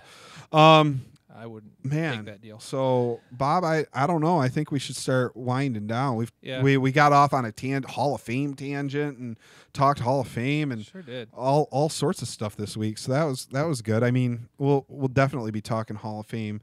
Yeah. In a few months when it swings back around to Mania season, but I'm sure we'll have plenty more All In and Starrcast stuff to talk about as the show approaches. Yeah, the Rock and Rage and Cruise and the Rager. What Jericho's Rock. There you go. Rager, which sounds like fun. My goal is still in the next couple of years. I want to go to Tokyo for Wrestle Kingdom. Yes, that's my goal. Like that's on the to-do list. I'm slowly checking things off. Like at one point, it was like, man, if they ever have a WrestleMania close enough where I can travel to it again, I miss Toronto. That was something I really wanted to do. And then all of a sudden, it was like, this All In thing. I need to be part of that. And then, G1 in Madison Square Garden, I have to be part of that. Yeah. And like, I'm slowly checking those things off, and WrestleMania is kind of falling off my interest. I don't know if Mania were in Detroit or Chicago. They want to gift us some tickets to cover it. I mean, that's I not. wouldn't- Yeah, good luck with that. I wouldn't say no. So if Mania were in Detroit, I'd go. If Mania were in Indianapolis, I'd go. Yeah, Someplace Chicago. like that. I don't ever see it being in. Well, maybe. I was thinking weather, but they've done the outdoor in New York with the. I don't know. Chicago weather's a little dicey in April, so I don't know if they could find a way to do an outdoor stadium in Chicago. If they could Soldier Field. It'd be Soldier Field. That's where they do it. Yep, because then they could use the McCormick Place for their autograph and meet and greets and all that. And that's a huge venue. I don't know if I'd go. So. Chicago's so expensive though. So, but yeah, if it were in maybe even Toronto. Toronto's driving distance for us really. Well, so I might go to Toronto. All In, I guess like over 70% of the attendance for All In are flying into the city. Yeah. And so, I mean, Chicago being center U.S. like that, if they're drawing 70% of their attendance, I mean, I think. I mean, they could. Logistically, they could do work. it. It's just I don't know. We're due. Detroit's due another WrestleMania. Mm-hmm. Like so is Toronto really. What's Joe Louis size wise? No, it'll be at Ford Field. It'll be at Ford Field. WrestleMania is a stadium show now. It's so big. Ford Field can do. Well, they're doing it at in Brooklyn, so that arena is not a. That's Mania, arena, isn't it? Well, Mania. We're talking about Mania is held at the Meadowlands, which is where the Giants play. That's why it's outdoors. All right. That's why they're doing these giant outdoor stadiums. So it's pretty much to get a Mania, you got to have a football team because that's what you're talking. Ford Field will do 50,000, 48 something for Mania. Mm-hmm. It's like 45 for football. It's not Silverdome size, but that was for us Lions fans. If you don't know, we're from West Michigan, and I'm a Lions fan. For Lions fans, the Silverdome was not a good thing. It was okay, but I don't know. I thought it was pretty sturdy. They couldn't implode it. So that's true. They botched the implosion. But the Lions. It held 100. It held 100,000 people. But your sight lines were really bad. And Ford Field. You're talking the Superdome, brother. Yeah, no, I'm talking about the Silverdome. No, dude. No. So when they built Ford Field, one of the things they did is the sight lines are really great, super acoustically great, really acoustically sound. So you can really hear everybody boo Roman. Well, yeah, yeah. And the seats are really close to the field. Mm-hmm. It'll go 40. Like 46, 47, 48,000 for wrestling. If you want a Mania, you have to have a big outdoor stadium and good weather, or decent weather, I guess. Or so what convention centers does Detroit currently have besides Cobo? If they, they just redid Cobo. They just redid Cobo. Well, they would probably use. Because they'd use Ford Field, and then they'd probably augment that with because everything's downtown now. With they've got Little Caesars, but that's where they hold the mid-sized pay-per-views, the regular pay-per-views. You think if they did Cobo, they could have a monster truck fight on the roof again? Maybe. There's some nostalgia. That was terrible. Or did they put some? Did they put skylights? Because I think that would get in the way of monster trucks driving. Yeah, that would probably get in the way of monster trucks driving. If you throw somebody off, they can land in the river, so that's okay. Yeah. All the things that have had. God, that was terrible.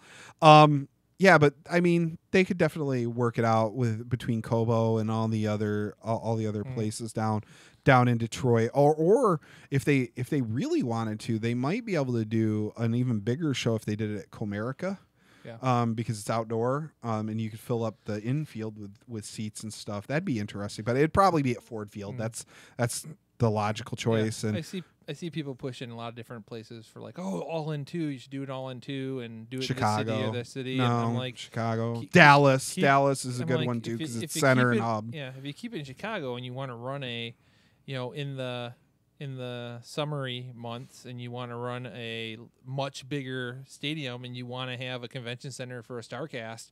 I mean, with McCormick Place and Soldier Field right there, if they're going that big, that's well, I don't think they like Sears Center's pretty big, and then we'll see what happens, man. Yeah. Who knows what's going to go on? I think they could at least double their attendance. Well, let's see. You know what? Before we go off the air, let's see what we have on the Ring of Honor Super Show. Ticketmaster down. It would not surprise me. See, and when I bought all-in tickets, one thing a lot of people were saying is like the Sears Center ticket service is terrible. It's not Ticketmaster. Their ticket service is terrible. All-in should have worked with Ticketmaster. They would have been more prepared. And apparently this doesn't seem to be the case, because it was equally difficult today in a much larger venue with a pre-sale code to score tickets. And it shouldn't be, really, especially with the fact that they have a built-in ticket system that's supposed to work with multiple platforms already in place. Well, what I'm seeing is, I don't see any exact reports, but I am seeing some tweets and whatnot of people having problems buying tickets. I'm sure we'll have an update of how they're doing next. Yeah, we'll next definitely. week. We'll definitely. I don't see any numbers or anything. Sure, we'll tweet some stuff out over the week too. Yeah, we'll definitely be on. We are on Twitter. You know what? I'm just gonna for giggles. I'm gonna go to Ticketmaster real quick right now. Yeah, I think you need a Ring pre-sale code, of Honor. Yeah, you might not be able to do anything without a pre-sale code. You're right. I probably. Well, you have your pre-sale code. Not in front of me. Not in front of you. Oh, maybe. Right. Well, it is listed. It is. Yeah, you need your pre-sale. Anyway, yeah, I was just. No, I can see the tickets. I can't buy them though. They kind of all over the place. Okay, so they have Section A row. So they have some floors still available. Yeah, I think A and the letters. Yeah, I think those are further to the back though of the floor. And then Section 1 and 2. So you still have there's still floor seats available, guys. Not many. It looks what pricing does it say if those are VIPs? Because those are being held for ROH and it says New Japan folks. It says official platinum. Yeah, I don't know what that. The arena box office specifically said those are held for only for like special people. So you might not have Honor Club left. member pre-sale. There you go. It looks like the hard floor seats are almost all sold out, and you're already into. The one there's still some Section 3s, the deep rows. Like the closest thing I'm seeing here are one-offs, Section 3 row 3, Section 3 row 4, and then it goes up from there. But that's a lot of what I was seeing when I was first on at 10 o'clock this morning. Okay. So like I don't know if. And then you have tickets available. We'll see. Yeah, I mean, who knows? This is Ticketmaster, but it does look like a bulk. Because there's only a couple sections available, being shown on the floor. So, and again, this is just pre-sale. Yep. This is Honor Club member only pre-sale. So it's like you had to be an Honor Club member before the start of the month, like it was like before the end of the day on the first. Yeah. So like tomorrow's going to be, I think, the telling one. I believe how they they're go doing. On sale on the 10th for everybody else. Is it general on the? I thought it was. I thought it was 24-hour pre-sale. My bad. I think so. It's the 10th. So 2 days. So we'll definitely have an update next week about like how it's going. And again, we'll tweet about that a little bit throughout the week and whatnot. I recommend anybody who can make it out to New York, who likes wrestling, buy a ticket, man. I mean, their low end tickets, I believe, are like. From $30 to $300 with the pricing they listed on their webpage, and a $30 ticket is not expensive. I'm a prima donna. I won't go unless I have good seats. So that's why I'm not going. That's why I spent $300. Yeah, and that's again, like I said at the beginning of the show, that's dental work is stupid and expensive. Yep. But I mean, like I said, if it depends on where you're at financially. But I mean, if you can buy a $30 seat and drive out, for for $100 to $100, I mean, do that, man. $130 for go to a history making show. Do it. Like the most famous. Yeah, I absolutely was planning on going, and then boom, you know. So I mean, if you can make it happen, I'd suggest it. I was never going to travel to New York to Madison Square Garden for a Knicks game or something, and there's a lot of history in that arena. I'd love to just go to something there, and for them to have something I actually want to go to in that arena. An arena where Jordan dropped a double nickel on the Knicks. I want to be there for that. I want to see that. Yeah, I get it. All right, brother Bob. I think that's about it for this week. We are over our 2 hours, and I got to go to work. I got to go pay for all this stuff. I have a child that apparently needs to be picked up.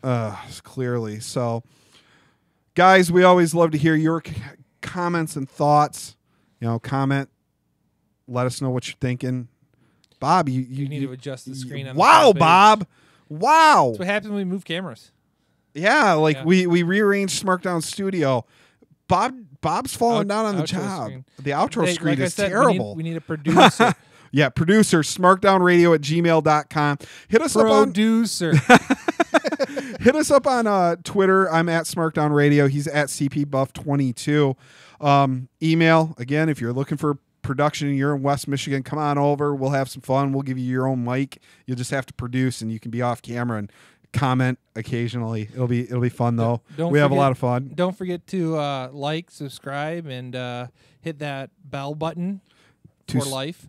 Too sweet for life? Yes. Too sweet the bell. Yeah, give us a share, subscribe, and hit the bell with the Too Sweet so you get notified of all of our live shows. We're live every Wednesday at noon in the East and 9 a.m. in the West. So apparently we need to get up to like 1,000 subscribers to get ability to monetize and get some actual reimbursement for the expense of the show. Oh, quit bitching.